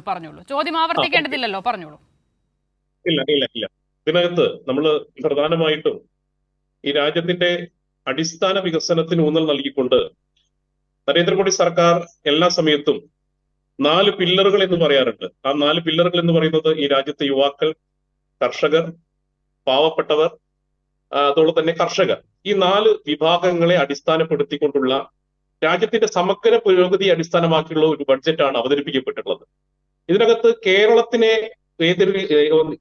പരിഗണിച്ചില്ല, അല്ലെങ്കിൽ ബീഹാറിനും ആന്ധ്രയ്ക്കും കൂടുതൽ പരിഗണന നൽകി എന്നൊക്കെ പറയുന്നതിന്റെ ഔചിത്യം എത്രത്തോളം ഉണ്ടെന്ന് നമുക്ക് ബഡ്ജറ്റ് കൃത്യമായിട്ട് പരിശോധിക്കുന്ന സാഹചര്യം നമുക്ക് മനസ്സിലാക്കാൻ സാധിക്കും. ഇപ്പൊ ബീഹാറിന്റെയും ആന്ധ്രയുടെയും പേരിലാണല്ലോ ഈ പറയുന്ന പ്രശ്നങ്ങൾ ഇവർ പറയുന്നത്. നിങ്ങൾ നോക്ക്, ബീഹാറും ആന്ധ്രയുമായി ബന്ധപ്പെട്ട് അവരുടെ അടിസ്ഥാനപരമായ വികസനത്തിന് വേണ്ടിയുള്ള വർഷങ്ങളുടെ ആവശ്യത്തെയാണ് ഈ സർക്കാർ ന്യായമായി പരിഗണിച്ചിട്ടുള്ളത്. അതിനകത്ത് ഈ ആന്ധ്രാപ്രദേശുമായി ബന്ധപ്പെട്ട് അവിടെ തലസ്ഥാന വികസനത്തിന് 15,000 കോടിയാണ്. നമുക്കറിയാലോ, ആന്ധ്രയും തെലുങ്കാനയും 2 സംസ്ഥാനങ്ങളായ സമയത്ത് സ്വാഭാവികമായിട്ട് പുതിയൊരു തലസ്ഥാന നഗരം വരികയാണ്. ആ തലസ്ഥാന നഗരത്തിന്റെ അടിസ്ഥാന വികസനത്തിന് വേണ്ടിയിട്ടാണ് 15,000 കോടി. അതോടൊപ്പം തന്നെ ബീഹാറിന് അനുവദിച്ചിട്ടുള്ള 11,500 കോടി എന്ന് പറയുന്നത് നമുക്കറിയാം, എല്ലാ കാലഘട്ടത്തിലും ഈ പ്രളയ ബാധിത പ്രദേശം എന്ന രീതിയിൽ നമ്മൾ കേട്ടിട്ടുള്ള പ്രദേശമാണ് ബീഹാർ. അവിടുത്തെ ശാശ്വതമായിട്ടുള്ള ഈ പ്രളയ ബാധിത പ്രദേശങ്ങളുമായി കണക്ട് ചെയ്തുകൊണ്ട് അതിനൊരു ശാശ്വതമായിട്ടുള്ള പരിഹാരം എന്ന രീതിയിലാണ് അതിൽ 11,500 കോടി രൂപ അനുവദിച്ചിട്ടുള്ളത്. ബാക്കി എന്ന് പറയുന്നത് അവിടുത്തെ അടിസ്ഥാന മേഖലയുടെ വികസനത്തിന് വേണ്ടിയിട്ടുള്ളതാണ്. അപ്പൊ അതുകൊണ്ട് കേരളത്തിനൊന്നും ലഭിച്ചില്ല എന്ന് പറയുന്ന സമയത്ത് BJP ഭരിക്കുന്ന സംസ്ഥാനങ്ങളുണ്ടല്ലോ. ഇപ്പൊ ഗുജറാത്ത് ഉണ്ട്, അതോടൊപ്പം തന്നെ മധ്യപ്രദേശ് ഉണ്ട്, രാജസ്ഥാൻ ഉണ്ട്. പക്ഷേ BJP ഭരിക്കുന്ന മറ്റ് സംസ്ഥാനങ്ങളൊന്നും നിലവിലെ കേന്ദ്ര സർക്കാരിനെ താഴെയിടാൻ പോകുന്നതല്ലല്ലോ. അവിടെയാണ് പ്രിന്റോ വ്യത്യാസത്തെ കുറിച്ച് പറയുന്നത്. ഇപ്പോൾ ആന്ധ്രാപ്രദേശിന്റെ കാര്യത്തിൽ തലസ്ഥാന വികസനത്തെ കുറിച്ചാണ് എന്ന് പ്രിന്റു മഹാദേവ് പറയുന്നു. നോക്കൂ, കഴിഞ്ഞ 10 വർഷമായി ആന്ധ്ര സർക്കാർ മുന്നോട്ട് വെക്കുന്ന ആവശ്യമാണ്. അതൊന്ന് നടപ്പിലാക്കി കൊടുക്കാൻ ഈ തരത്തിൽ NDA സർക്കാരിൽ നിർണായകമായ ശക്തിയായി ആന്ധ്ര സംസ്ഥാന സർക്കാരിന് മാറാൻ കഴിയുന്ന സാഹചര്യം വരെ കാത്തിരിക്കേണ്ടി വന്നു. ബീഹാറിന്റെ കാര്യത്തിലും അതാണ് സ്ഥിതി. നമ്മൾ അതിനെയാണ് ചോദ്യം ചെയ്യുന്നത്. പ്രിന്റു മഹാദേവ്, എന്തുകൊണ്ട് ഈ 2 സംസ്ഥാനങ്ങൾ പറയൂ. അതിനെ അങ്ങനെ നമ്മൾ ചോദിച്ചേണ്ടതില്ല. ഒരു സർക്കാരിനകത്ത് നയപരമായിട്ട് അവർക്ക് നേടിയെടുക്കാനുള്ള അവകാശങ്ങൾ നേടിയെടുക്കാൻ എല്ലാ സംസ്ഥാനങ്ങൾക്കും ബാധ്യതയുണ്ട്. ഇപ്പൊ കേരളത്തിനകത്ത് കൃത്യമായിട്ട് ഈ കേന്ദ്ര സർക്കാരിനെതിരെ ആവശ്യത്തിനും അനാവശ്യത്തിനും വിമർശിച്ച് ഈ സർക്കാരുമായി യുദ്ധത്തിന് പോകേണ്ടതിന് പകരം കേരളത്തിന്റെ വികസനത്തിന് ആന്ധ്രാപ്രദേശിന്റെയും ബീഹാറിന്റെയും ന്യായമായ ആവശ്യങ്ങളെ കഴിഞ്ഞ 10 വർഷവും അല്ലെങ്കിൽ ഇതുവരെ നരേന്ദ്രമോദി സർക്കാരിന്റെ നേതൃത്വത്തിലുള്ള സർക്കാർ അവതരിപ്പിച്ച എല്ലാ ബജറ്റുകളിലും തഴഞ്ഞു എന്നൊരർത്ഥം കൂടി അതിനില്ലേ? അല്ല, അങ്ങനെ പറയാൻ സാധിക്കില്ല. ന്യായമായിട്ട് ഇതുമായി ബന്ധപ്പെട്ട് അവരുടെ ദീർഘകാലത്തെ അടിസ്ഥാനപരമായ വികസനത്തിന്റെ ആവശ്യങ്ങളെ ഈ സർക്കാർ ഗൗരവമായിട്ട് പങ്കെടുത്തു. നേരത്തെ ആദരണീയനായിട്ടുള്ള MP ശിവദാസൻ പറഞ്ഞല്ലോ, എയിംസ് നമുക്കില്ല. ഞാൻ പറയുന്ന ഒരു കാര്യമാണ്, എയിംസ് നമുക്ക് അനുവദിച്ചില്ല. ഈ MP ആയിട്ടുള്ള ശിവദാസനെ ചോദിക്കട്ടെ, ഏത് ബഡ്ജറ്റിന് കഴിഞ്ഞ 10 വർഷമായിട്ട് ഏത് ബഡ്ജറ്റിനകത്താണ് എയിംസ് അനുവദിച്ചിട്ടുള്ളത്? ഒരു ബഡ്ജറ്റിനകത്തും എയിംസ് അനുവദിച്ചിട്ടില്ല. അങ്ങനെ പ്രത്യേകമായിട്ട് എയിംസ് അനുവദിക്കാൻ വേണ്ടി ഒരു ബഡ്ജറ്റ് 10 വർഷം നരേന്ദ്രമോദി സർക്കാർ വന്നതിന് ശേഷം ബഡ്ജറ്റിനകത്ത് എയിംസ് അനുവദിച്ചിട്ടില്ല. അത് സത്യമാണ്. അതോടൊപ്പം തന്നെ നോക്കൂ, നേരത്തെ യുവാക്കളുടെ തൊഴിൽ രാഹിത്യത്തെ കുറിച്ച് പറഞ്ഞു. നിങ്ങൾ നോക്കൂ, 1 കോടി യുവാക്കൾക്ക് നൈപുണി വികാസത്തിന്റെ ഭാഗമായി 500 കമ്പനികളിൽ, ഇപ്പൊ ശിവദാസന്റെ ഇപ്പോൾ DYFയുടെ ഒരു നേതാവ് അതിനെ പഠിച്ചിട്ട് അറിയണം, അതോ അദ്ദേഹം ഒരു രാഷ്ട്രീയപരമായി പറയുമെന്ന് അറിയില്ല. ഈ രാജ്യത്തിൽ 1 കോടി യുവാക്കൾക്ക് 5,000 രൂപ സ്റ്റൈപ്പൻഡ് നൽകിക്കൊണ്ടുള്ള അവരുടെ തൊഴിൽപരമായിട്ടുള്ള പ്രശ്നങ്ങൾ പരിഹരിക്കാനും ഈ രാജ്യത്തിന്റെ തൊഴിൽപരമായിട്ടുള്ള വലിയ തരത്തിൽ നിങ്ങൾ ഈ 5,000 രൂപ സ്റ്റൈപ്പൻഡോട് കൂടിയുള്ള ഇന്റേൺഷിപ്പിനെ കുറിച്ച് പറയുന്നുണ്ട്. ഇപ്പോൾ അതിനൊരു പോസിറ്റീവ് വശമുണ്ട്, അത് ഞാൻ കാണുന്നു. കാരണം ഇതുവരെ ഇപ്പോൾ നമ്മൾ ഇന്റേൺഷിപ്പിന് പോകുമ്പോൾ പൈസകളൊന്നും സ്ഥാപനങ്ങൾ കൊടുക്കാത്ത സ്ഥാപനങ്ങളുണ്ട്. അവിടെ ഒരു 5,000 രൂപ എന്നുള്ളത് ശരി, പോസിറ്റീവായി തന്നെ കാണുന്നു. പക്ഷെ ഞാൻ ചോദിക്കട്ടെ, ഈ 5,000 രൂപ ഇന്റേൺഷിപ്പോട് കൂടി ഒരു വിദ്യാർത്ഥി അല്ലെങ്കിൽ ഒരു ഉദ്യോഗാർത്ഥി ഈ ഇന്റേൺഷിപ്പ് പൂർത്തിയാക്കി ഇറങ്ങിയാൽ, ആ സ്ഥാപനത്തിൽ നിന്ന് ഇറങ്ങിയാൽ അവന് എന്ത് തൊഴിൽ സാധ്യതയാണ്? ഈ ഇന്റേൺഷിപ്പ് എന്നുള്ളത് തൊഴിലിന്റെ എക്സ്പീരിയൻസ് ആയി കണക്കാക്കുന്ന ഏതെങ്കിലും ഒരു സ്ഥാപനമുണ്ടോ? അങ്ങനെയാണെങ്കിൽ അത് ആ തരത്തിൽ അതിന് നിയമത്തിൽ മാറ്റം കൊണ്ടുവരണം. ഇപ്പോഴും ഉണ്ടല്ലോ, ഇന്റേൺഷിപ്പ് പൂർത്തിയാക്കി ഇറങ്ങുന്ന ഒരുപാട് വിദ്യാർത്ഥികളുണ്ട്. ആ വിദ്യാർത്ഥികളെ അത് തൊഴിലിന്റെ എക്സ്പീരിയൻസ് അടിസ്ഥാനപ്പെടുത്തി ഏത് സ്ഥാപനമാണ് ജോലിക്ക് എടുക്കുന്നത്? അങ്ങനെയല്ല അസിത, ഇതിനകത്ത് നമ്മൾ മനസ്സിലാക്കേണ്ടത് ആഗോളതലത്തിൽ ലോക രാജ്യങ്ങൾ മുഴുവൻ 2ാം ലോക ഇൻഡസ്ട്രിയൽ റെവല്യൂഷന് വേണ്ടി തയ്യാറെടുത്തുകൊണ്ടിരിക്കുകയാണ്. വ്യാവസായിക വിപ്ലവം നടന്നുകൊണ്ടിരിക്കുകയാണ്. അതുകൊണ്ട് ഇന്ത്യൻ യുവാക്കൾക്ക് ആഗോളതലത്തിൽ എല്ലാ രാജ്യങ്ങളിലും കൃത്യമായിട്ട് സ്വീകാര്യതയുണ്ട്. അപ്പൊ അതുകൊണ്ട് ഇന്ത്യക്കകത്ത് പ്രയോജനപ്പെടുന്നതോടൊപ്പം ആഗോള തലത്തിലുള്ള സ്കിൽ ഓറിയന്റഡ് ആയിട്ടുള്ള യുവാക്കളെ സൃഷ്ടിക്കുക എന്നുള്ളത് പ്രധാനപ്പെട്ട ഒരു കാര്യമാണ്. ഇപ്പൊ നമുക്ക് നമ്മുടെ രാജ്യത്തിനകത്ത് ഇപ്പൊ നോക്കും, നമ്മുടെ ഈ കേരളത്തിനടക്കം ഇന്ന് വിദേശ രാജ്യങ്ങളിലേക്ക് കുടിയേറുന്ന യുവാക്കളെ എണ്ണം കൂടുതലാണ്. ഇപ്പൊ അമേരിക്കയിലായിരിക്കുമ്പോൾ വിദേശ കമ്പനികൾ, ആ കമ്പനികൾ ഇന്ത്യൻ യുവാക്കൾക്ക് ഡിമാൻഡ് ഉണ്ട്. അപ്പൊ സ്വാഭാവികമായിട്ട് സ്കിൽ ലേബർ എന്ന രീതിയിൽ 1 കോടി യുവാക്കളെ വാർത്തെടുക്കുക എന്നുള്ള പ്രധാനപ്പെട്ട ഒരു കാര്യമാണ്. ഇപ്പൊ പലപ്പോഴും പല കമ്പനികളും യുവാക്കൾക്ക് തൊഴിൽ കൊടുക്കുന്നില്ല. കാരണം എന്താണ്? അവർ സ്റ്റൈപ്പൻഡ് അടക്കമുള്ള കാര്യങ്ങൾ ഈ ബജറ്റിൽ 5000 രൂപ ഇന്റേൺഷിപ്പിനുള്ള സ്റ്റൈപ്പൻഡ് പ്രഖ്യാപിച്ചത് കൊണ്ട് മാത്രം ഇനി ഒരു കൂട്ടം യുവാക്കൾ ഇത്തരത്തിൽ ഇന്റേൺഷിപ്പിന് പോകും എന്നാണോ പ്രിന്റു മഹാദേവ് കരുതുന്നത്? സുഹൃത്തെ, നിലവിലും ചില കോഴ്സുകൾക്ക്, ചില ജോലികൾക്ക് ഇന്റേൺഷിപ്പ് നിർബന്ധമാണ്. അത്തരം കോഴ്സുകൾക്കും അത്തരം വിദ്യാർത്ഥികളും നിലവിലും ഇന്റേൺഷിപ്പ് ചെയ്യുന്നുണ്ട് എല്ലാ സ്ഥാപനങ്ങളിലും. ഈ ബജറ്റിൽ ഇങ്ങനെ ഒരു പ്രഖ്യാപനം വന്നതുകൊണ്ട് എന്ത് മാറ്റമാണ് ഉണ്ടാകാൻ പോകുന്നത്? തീർച്ചയായും മാറ്റമുണ്ടോ? ഇപ്പൊ തൊഴിൽരഹിതനായിട്ടുള്ള യുവാക്കൾക്ക് സ്വാഭാവികമായിട്ട് അവന്റെ കാര്യങ്ങൾ, ഒരു മാസത്തെ അവന്റെ നിത്യ ജീവിതവുമായി ബന്ധപ്പെട്ട കാര്യങ്ങൾ കൃത്യമായിട്ട്, അല്ലെങ്കിൽ അവന്റെ കയ്യിൽ നിന്ന് പോക്കറ്റ് എടുത്ത് കൊടുക്കുന്ന സാഹചര്യമാണ്. അവന്റെ നിത്യജീവിതവുമായി ബന്ധപ്പെട്ട കാര്യങ്ങൾക്ക് സർക്കാർ സ്പോൺസേർഡ് ആയിക്കൊണ്ട് 5000 രൂപ അവന്റെ അക്കൗണ്ട് മണിയായിട്ട് കിട്ടുന്ന സമയത്ത് സ്വാഭാവികമായിട്ട് അവൻ കൂടുതൽ ഈ തൊഴിൽപരമായ മേഖലയിലേക്ക് ഇറങ്ങിത്തിരിക്കും. അപ്പൊ സ്വാഭാവികമായിട്ട് അവൻ സ്കിൽ ലേബർ ആവും. സ്കിൽ ലേബർ ആവുന്ന സമയത്ത് സ്വാഭാവികമായിട്ട് അവൻ ഓട്ടോമാറ്റിക് ആയിട്ട് ലോകത്തിന്റെ വിവിധ സാധ്യതകളുണ്ടല്ലോ, ആ ശ്രീ ജോർജ് ജോസഫ് കൈ ഉയർത്തി. ഞാൻ അദ്ദേഹത്തിന്റെ കൂടി ഒരു അഭിപ്രായം ആ വിഷയത്തിൽ എടുത്തോട്ടെ. ശ്രീ ജോർജ് ജോസഫ്, ഇതിൽ ശരിക്കും 2 പ്രശ്നങ്ങളുണ്ട്. ഒന്ന്, ഇവർ ഈ പറഞ്ഞ തരത്തിൽ 5000 രൂപ ശരിയാണ്. പക്ഷേ ഈ മെട്രോ നഗരങ്ങളിലൊക്കെയാണ് പലയിടത്തും ഇത്തരത്തിലുള്ള കോർപ്പറേറ്റ് കമ്പനികൾ. അവിടെ ഇന്റേൺഷിപ്പിന് പോകുന്ന വിദ്യാർത്ഥികൾക്ക് 5000 രൂപ കൊണ്ട് ഒരു മാസത്തെ ചെലവ് പൂർണ്ണമായും പൂർത്തീകരിക്കാൻ സാധിക്കുമെന്നുള്ളത് ഒന്നാമത്തെ ചോദ്യം. രണ്ടാമത്തെ ഏറ്റവും പ്രധാനപ്പെട്ട കാര്യം, ഇത്തരത്തിൽ ഇന്റേൺഷിപ്പിന്റെ വിദ്യാർത്ഥികളെ കൊണ്ട് മുന്നോട്ട് പോകാൻ ഒരു കൂട്ടം സ്ഥാപനങ്ങൾ, കോർപ്പറേറ്റുകൾ റെഡിയായി രംഗത്ത് വരും. അങ്ങനെ ഒരു അപകടം കൂടി അതിനകത്തില്ലേ? അല്ല, അത് മനസ്സിലാക്കേണ്ട കാര്യം എന്ന് വെച്ചാൽ ഇന്റേൺഷിപ്പ് പ്രോഗ്രാം എന്ന് പറയുന്ന കോർപ്പറേറ്റ് പ്രീണനമാണ്. കോർപ്പറേറ്റുകൾക്ക് പണം കൊടുക്കുന്നതിന് വേണ്ടിയിട്ടുള്ള ഒരു കുറുക്ക് വഴിയാണത്. അതൊരു തട്ടിപ്പ് സംഭവമാണത്. അത് ഇനി നമ്മൾ മനസ്സിലാക്കാണ്ടിരിക്കുക. എങ്ങനെയാണെന്ന് വെച്ചാൽ, ഈ കോർപ്പറേറ്റുകൾക്ക് അല്ലെങ്കിൽ ഏതെങ്കിലും ഒരു സ്ഥാപനത്തിൽ ഇന്റേൺഷിപ്പിന് പോകുന്ന ആളുകൾക്ക് നേരിട്ട് ഗവൺമെൻറ് ശമ്പളം കൊടുക്കുകയല്ല, 5000 രൂപ കൊടുക്കുകയല്ല. ആ 5000 രൂപ തൊഴിലുടമയെ സഹായിക്കും. തൊഴിലുടമയ്ക്ക് കൊടുത്തിട്ട് തൊഴിലുടമയിലൂടെയാണ് ഇന്റേൺഷിപ്പിന് വരുന്നത്. ആ ഇന്റേൺഷിപ്പ് ചെയ്യുന്ന ആളുകളുടെ എത്ര പേരുണ്ട്, എങ്ങനെയാണ് എന്നുള്ള രീതിയിലുള്ളൊരു കണക്കെടുപ്പിൻ്റെ ഒരു പ്രോസസ്സ് എവിടെയാണ്, അതിൻ്റെ അകത്തൊരു ട്രാൻസ്പെറൻസി എവിടെയാണ്? അപ്പോൾ ഒരു കമ്പനി പറയാണ് 10 പേരെ അല്ലെങ്കിൽ 15 പേരെ ഇന്റേൺഷിപ്പ് ചെയ്യുന്നു, 500 പേരെയാണ് ഞങ്ങൾ ഇന്റേൺഷിപ്പ് ചെയ്തതെന്ന് പറഞ്ഞിട്ടുണ്ടെങ്കിൽ എങ്ങനെയായിരിക്കും? ഈ തരത്തിലുള്ള സ്കീമുകൾ പലതും ഈ കോർപ്പറേറ്റ് ഹൗസുകൾ തട്ടിച്ചെടുക്കുന്നുണ്ട്. കാരണം ഇപ്പോൾ ഈ പ്രകൃതി സൗഹൃദമായിട്ടുള്ളൊരു അന്തരീക്ഷം ക്രിയേറ്റ് ചെയ്യുക, കാർബൺ ബഹിർഗമനം കുറയ്ക്കുക, ഇതിനകത്തൊക്കെ കുറേ കണക്കുകൾ കാണിച്ചിട്ട് ഈ തരത്തിലുള്ള ഫണ്ടുകൾ വാങ്ങിച്ചെടുക്കുന്ന നിരവധി കമ്പനികൾ രാജ്യത്തുണ്ട്. അപ്പോൾ ഇതെല്ലാം നേരത്തെ ഈ ബഡ്ജറ്റിലെ ഏറ്റവും വലിയ പ്രത്യേകത, ആരും പറയാതെ തന്നെ 37,000 കോടി രൂപയുടെ വരുമാനം കളഞ്ഞിട്ടുണ്ട് ഈ ഗവൺമെൻറ്. അതിന് പ്രധാനപ്പെട്ട എന്താ? ഈ വിദേശ കോർപ്പറേറ്റുകൾക്ക് കോർപ്പറേറ്റ് നികുതി 40% 35% ആക്കി. എന്ത് സാഹചര്യമാണ് ഇപ്പോൾ അങ്ങനെയുള്ളത്?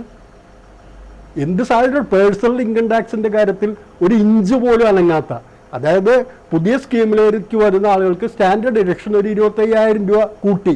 അവരുടെ ഒരു വർഷത്തെ ഇൻക്രിമെൻറ്റും DA ഒക്കെ കണക്കാക്കുമ്പോൾ അതിനേക്കാൾ കൂടുതൽ വരുന്നുണ്ട്. ഇഫക്റ്റീവ്ലി അതൊന്നുമല്ല. അങ്ങനെ പേരിനൊരു സാധനം ചെയ്തിട്ട് 37,000 കോടി രൂപ എഴുതി തള്ളുന്ന നികുതി ഇളവുകൾ കൊടുക്കുകയാണ്. അതിൻ്റെ കൂടെയാണ് ഇത്തരത്തിലുള്ള സംഭവം. അപ്പോൾ ഇതിനകത്ത് ഇത്തരത്തിലുള്ള കാര്യങ്ങളിൽ ഇന്ത്യയിലെ പല കമ്പനികൾ ഇത്തരം ഫണ്ടുകൾ വെട്ടിച്ചെടുക്കുന്നതിന് കേമന്മാരാണ്. അതെല്ലാം ഇവിടെ നടക്കുന്നുണ്ട്. അപ്പോൾ ഈ ഇന്റേൺഷിപ്പ് എന്ന് പറയുന്നത് ഒരു പ്രയോജനമില്ലാതെ കോർപ്പറേറ്റുകൾക്ക് കുറേ പണം തട്ടിയെടുക്കാനുള്ള ഒരു ഉപാധിയായിട്ട്, ഒരു തട്ടിപ്പ് സംഭവമായിട്ട് മാറുമെന്നുള്ള കാര്യത്തിൽ ഒരു തർക്കവും വേണ്ട. അതാണ് ഉദ്ദേശിക്കുന്നതും. അല്ലാതെ ആരാണ് 5000 രൂപയുടെ ഇന്റേൺഷിപ്പ്, എത്ര കാലമാണ് ഇന്റേൺഷിപ്പ് കൊടുക്കണത്, അങ്ങനെ ഒന്നും പറയുന്നില്ല. അപ്പോൾ ഇതെല്ലാം ഇപ്പോൾ നമ്മൾ ഈ ഇൻസെൻറ്റിവൈസ് ചെയ്തിരിക്കുന്ന കോർപ്പറേറ്റുകൾ ഇന്ത്യയിൽ എത്ര തൊഴിൽ ക്രിയേറ്റ് ചെയ്തിട്ടുണ്ടെന്നതിനൊരു കണക്കുണ്ടോ ആർക്കെങ്കിലും? ഇവരെ കോവിഡ് കാലം മുതൽ ഇവരുടെ നികുതി ഇളവുകൾ കൊടുത്ത് ഇന്ന് പേഴ്സണൽ ഇൻകം ടാക്സ് എന്ന് പറയുന്നത് കോർപ്പറേറ്റ് ടാക്സിനേക്കാൾ അധികമായിരിക്കുന്നു.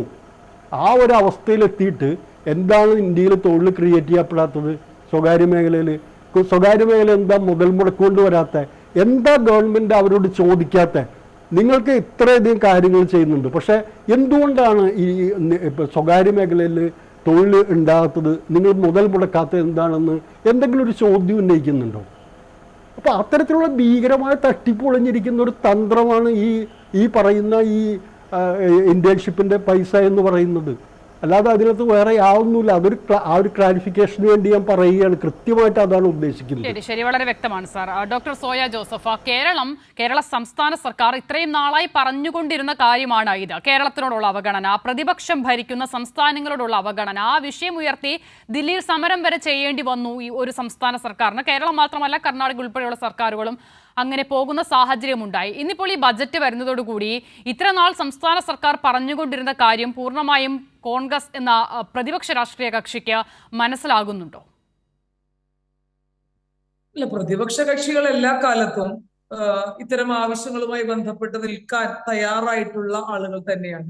അപ്പോൾ ഈ കഴിഞ്ഞ 10 വർഷമായി NDA ഭരിച്ചുകൊണ്ടിരുന്ന എല്ലാ സമയത്തും, അല്ലെങ്കിൽ അത്തരത്തിലൊക്കെ ബജറ്റ് അവർ മുന്നോട്ട് വെക്കുന്ന സമയത്ത് BJP ഇതര ഗവൺമെന്റുകൾ എവിടെയാണോ അത്തരം സർക്കാരുകൾക്കെതിരെയുള്ള വളരെ കൃത്യമായിട്ടുള്ള, അത് ഇത്തരത്തിൽ ബജറ്റിൽ മാത്രമല്ല, അവർക്കെതിരെയുള്ള ഈ നയങ്ങൾ എല്ലാ ഘട്ടത്തിലും എല്ലാ പോളിസീസുമായി ബന്ധപ്പെട്ട് അവരുടെ ഗവൺമെന്റ് തുടർന്നിരുന്നു എന്നുള്ളത് വളരെ വ്യക്തമായിട്ടുള്ള കാര്യമാണ്. പ്രത്യേകിച്ച് കേരളവുമായി ബന്ധപ്പെട്ട് ഒരുപാട് കൃത്യമായിട്ടുള്ള ആവശ്യങ്ങൾ, എത്രയോ വർഷങ്ങളായി മുന്നോട്ട് വെക്കുന്ന ആവശ്യങ്ങൾ നമുക്കുണ്ട്. എയിംസ് പോലെയുള്ള കാര്യങ്ങൾ മുൻപ് പറഞ്ഞ ആളുകൾ ഒരുപക്ഷെ ഇവിടെ സൂചിപ്പിച്ചിരിക്കും. എയിംസ് പോലെയുള്ള കാര്യങ്ങൾ, അതിനുശേഷം ഇപ്പൊ വിഴിഞ്ഞം പോലെയുള്ള വലിയൊരു പദ്ധതി വന്നത്, അതുമായി ബന്ധപ്പെട്ട് അതിന്റെ അടിസ്ഥാന സൗകര്യ വികസനങ്ങളുമായി ബന്ധപ്പെട്ടിട്ടുള്ള കാര്യങ്ങൾ, അതുകൂടാതെ കേരളത്തിന്റെ ടൂറിസം പദ്ധതികൾ, അല്ലെങ്കിൽ കേരളവുമായി ബന്ധപ്പെട്ട് മാത്രം നിൽക്കുന്ന ചില കാര്യങ്ങളിലേക്ക് കൂടെ ശ്രദ്ധ കൊടുക്കേണ്ട, വളരെ കൃത്യമായി ശ്രദ്ധ കൊടുക്കേണ്ട ചില ഇടങ്ങളുണ്ട്. അത്തരം ഇടങ്ങളെയൊക്കെ മുഴുവൻ ഒഴിവാക്കിക്കൊണ്ട് നമ്മളൊന്ന് ചിന്തിക്കണം. ഒരു കേരളത്തിന്റെയോ കർണാടകത്തിന്റെയോ തമിഴ്നാടിന്റെയോ പേര് പോലും പരാമർശിച്ച് മുന്നോട്ട് പോകാനുള്ള ഒരു രാഷ്ട്രീയ മര്യാദ, ആ ബജറ്റിന്റെ പേര് യൂണിയൻ ബജറ്റ് എന്നാണ്. യൂണിയൻ ബജറ്റ് എന്ന് പറയുന്നത്, ആ യൂണിയൻ ബജറ്റ് ഉദ്ദേശിക്കുന്നത് ഇതൊക്കെ ഇന്ത്യ മഹാരാജ്യത്തുള്ള രാജ്യങ്ങളാണ് എന്നുള്ളത് കുറഞ്ഞ പക്ഷം അത്രയെങ്കിലും അംഗീകരിക്കേണ്ടി വരുന്ന ഒരു സാഹചര്യമുണ്ട്. അപ്പൊ അതുപോലും അംഗീകരിക്കാൻ കഴിയാതെ, ഇത്തരം സംസ്ഥാനങ്ങളുടെ പേര് പോലും പറയാൻ കഴിയാതെ BJPക്ക്, അല്ലെങ്കിൽ ഒരു തെരഞ്ഞെടുപ്പിൽ ഒരു സെറ്റ് ബാക്ക് ഉണ്ടാകുമ്പോൾ, നമുക്കറിയാം BJP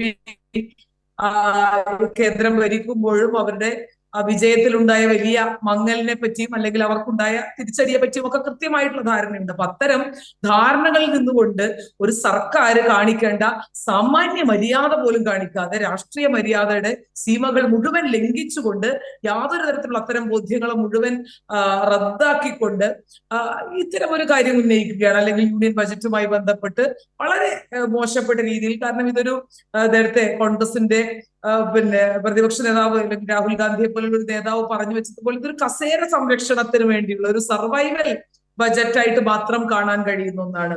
കസേര സംരക്ഷിക്കാൻ വേണ്ടി മാത്രമുള്ളത്, അല്ലെങ്കിൽ TDPനെയും JDUവിനെയും ഒക്കെ സന്തോഷിപ്പിക്കാൻ വേണ്ടി, അവരെ പ്ലീസ് ചെയ്യാൻ വേണ്ടി മാത്രം ഇറക്കിയ ഒരു സംവിധാനമായിട്ടാണ് മാറുന്നത്. അതിന്റെ രാഷ്ട്രീയ വശം നിൽക്കുമ്പോൾ തന്നെ, ഇതിന്റെ രാഷ്ട്രീയ വശം, രാഷ്ട്രീയമായ താല്പര്യങ്ങൾ ഇവിടെ നിൽക്കുമ്പോൾ തന്നെ നാം ഒരു കാര്യം മുന്നോട്ട് വെക്കണം. എന്താണ് ഈ ബജറ്റ് എന്ന നിലയിൽ നമ്മൾ നമ്മുടെ രാഷ്ട്രീയമായിട്ടുള്ള വ്യത്യാസങ്ങളും വിഷയങ്ങളും, അല്ലെങ്കിൽ കേരളത്തോടുള്ള അവഗണനയും ഒക്കെ മാറ്റി നിർത്തുമ്പോൾ തന്നെ എന്താണ് ഈ ബജറ്റ് കൊണ്ട് ഇന്ത്യൻ എക്കോണമിയിൽ ഉണ്ടാകാൻ പോകുന്ന ഒരു ബൂസ്റ്റിംഗ് എന്താണ്?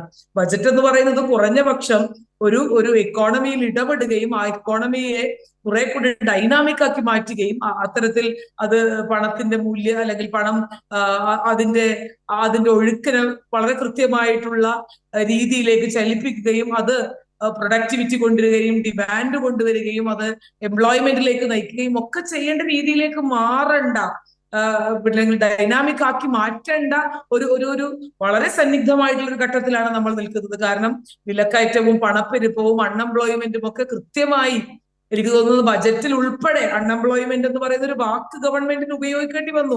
ഗവൺമെന്റിന് കൃത്യമായി ഇത്ര രീതിയിലുള്ള ഇൻഫ്ലേഷൻ ഉണ്ട് എന്നുള്ളത് പറഞ്ഞു വെക്കുന്നതിനോടൊപ്പം തന്നെ അൺഎംപ്ലോയ്മെന്റ് ഉണ്ട് എന്നുള്ളത് പറഞ്ഞു വെക്കേണ്ട ഒരു സാഹചര്യം വരുന്നു. അപ്പൊ ഇത്ര കൃത്യമായി അൺഎംപ്ലോയ്മെന്റ് നിലനിൽക്കുമ്പോൾ അതിനെന്ത് പരിഹാരം ചെയ്തു? വിലക്കയറ്റം ഫുഡ് ഇൻഫ്ലേഷൻ പോലെയുള്ള കാര്യങ്ങൾ അതീവ ഗുരുതരമായി തന്നെ നമ്മൾ കാണേണ്ട ഒരു കാര്യമാണ്. അതിനെന്ത് പരിഹാരം ഉണ്ടായി എന്നുള്ളത് നമ്മൾ പഠിക്കണം. അതിന് പരിഹാരം ഉണ്ടായിട്ടില്ല. അതിനപ്പുറത്തേക്ക് ഈ പറഞ്ഞു വെക്കുന്ന അൺഎംപ്ലോയ്മെന്റിന് ഒരു പരിഹാരം ഉണ്ടായിട്ടില്ല. ആളുകളുടെ ഇടയിൽ വലിയ രീതിയിലുള്ള ചിലവ് കൂടുകയും ആളുകൾക്ക് സമ്പാദിക്കാനുള്ള അല്ലെങ്കിൽ സേവിങ് മെന്റാലിറ്റി ഒക്കെ, മെന്റാലിറ്റി എന്നുള്ളതല്ല, സേവിങ്സിനുള്ള സാധ്യത കുറഞ്ഞു വരുന്ന ഒരു കാലഘട്ടം, അല്ലെങ്കിൽ മനുഷ്യരെ സംബന്ധിച്ച് ഞെരുങ്ങി പോകേണ്ട ഒരു കാലഘട്ടം, ഒരു ദിവസം 200 രൂപ പോലും ചെലവാക്കാൻ കഴിയാത്ത കുടുംബങ്ങളായി ഇന്ത്യയിലെ കുടുംബങ്ങൾ മാറിക്കൊണ്ടിരിക്കുന്ന സാമ്പത്തിക സാഹചര്യത്തിൽ നിന്നുകൊണ്ട് ഇതിനെന്ത് പരിഹാരം ഉണ്ടാക്കാൻ കഴിയും? അൺഎംപ്ലോയ്മെന്റുമായി ബന്ധപ്പെട്ട്, കാരണം യൂത്ത് കോൺഗ്രസിന്റെ പ്രതിനിധി എന്ന നിലയിൽ ഞാൻ അൺഎംപ്ലോയ്മെന്റുമായി ബന്ധപ്പെട്ടിട്ടുള്ള പാക്കേജുകൾ വായിച്ചു നോക്കിയപ്പോൾ, നേരത്തെ നിങ്ങൾ ഈ പറഞ്ഞു വെക്കുന്നത് പോലെ വിദ്യാഭ്യാസവുമായി ബന്ധപ്പെട്ടുള്ള പാക്കേജുകൾ വായിച്ചു നോക്കുമ്പോൾ ഇതൊക്കെ വെറും തട്ടിപ്പ്. ഈ ഒരു BJPയുടെ കൂട്ടുകമ്പനിക്കാർക്ക് അല്ലെങ്കിൽ കൂട്ടുകമ്പനികൾക്ക് ലാഭം ഉണ്ടാക്കാൻ വേണ്ടിയുള്ള ഒരു സംവിധാനം മാത്രമായിട്ടാണ് ഇതിനെ മനസ്സിലാക്കാൻ കഴിയുക. ഇതിൽ ഉപയോഗിക്കുന്ന വാക്കുകൾ പോലും കൃത്യമാണ്. അൺഎംപ്ലോയ്മെന്റുമായി ബന്ധപ്പെട്ടിട്ടുള്ള ആ മേഖല നമ്മൾ ബജറ്റിന്റെ വായിച്ചു നോക്കുമ്പോൾ അറിയാം, ഫെസിലിറ്റേറ്റ് ചെയ്യുക മാത്രമാണ് ചെയ്യുന്നത്. തൊഴിൽ ഫെസിലിറ്റേറ്റ് ചെയ്യുക മാത്രമാണ് ചെയ്തത്. അതിൽ ഈ പറയുന്ന കോർപ്പറേറ്റുകൾക്ക് പണം കൊടുക്കാം, കോർപ്പറേറ്റുകൾക്ക് ആദ്യത്തെ സാലറി കൊടുക്കാം, അവർക്ക് ഈ പറയുന്നത് പോലെ ഇന്റേൺഷിപ്പ് കൊടുക്കാം, സ്ത്രീകൾക്ക് വേണ്ടി പിന്നെ ഹോസ്റ്റലുകൾ ഉണ്ടാക്കാം, കുട്ടികൾക്ക് വേണ്ടി അല്ലെങ്കിൽ സ്ത്രീകൾ തൊഴിലിന് പോകുന്ന സ്ത്രീകളെ അവരുടെ കുഞ്ഞുങ്ങളെ ആക്കാൻ വേണ്ടി ക്രഷുകൾ ആരംഭിക്കാം.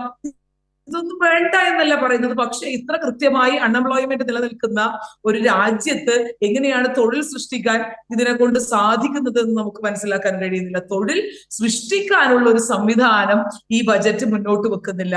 അല്ലാതെ ഇതിനെ ഫെസിലിറ്റേറ്റ് ചെയ്യുന്നതിനപ്പുറത്തേക്ക് പിന്നെ ഈ പറയുന്നത് പോലെ വിദ്യാർത്ഥികളെ സംബന്ധിച്ച് 10 ലക്ഷം രൂപ അവർക്ക് ലോൺ കൊടുക്കുന്നു, വിദ്യാഭ്യാസ ലോൺ കൊടുക്കുന്നു എന്നുള്ള ഒരു കാര്യം നമുക്ക് കേരളത്തിന്റെയും മറ്റ് ഇന്ത്യയിലെയും കുട്ടികളുടെ അല്ലെങ്കിൽ വിദ്യാഭ്യാസ രംഗത്ത് അവർ മുന്നോട്ട് വെക്കുന്ന മെന്റാലിറ്റിയും അല്ലെങ്കിൽ നിലനിൽക്കുന്ന സിസ്റ്റം ഒക്കെ നമുക്കറിയാം.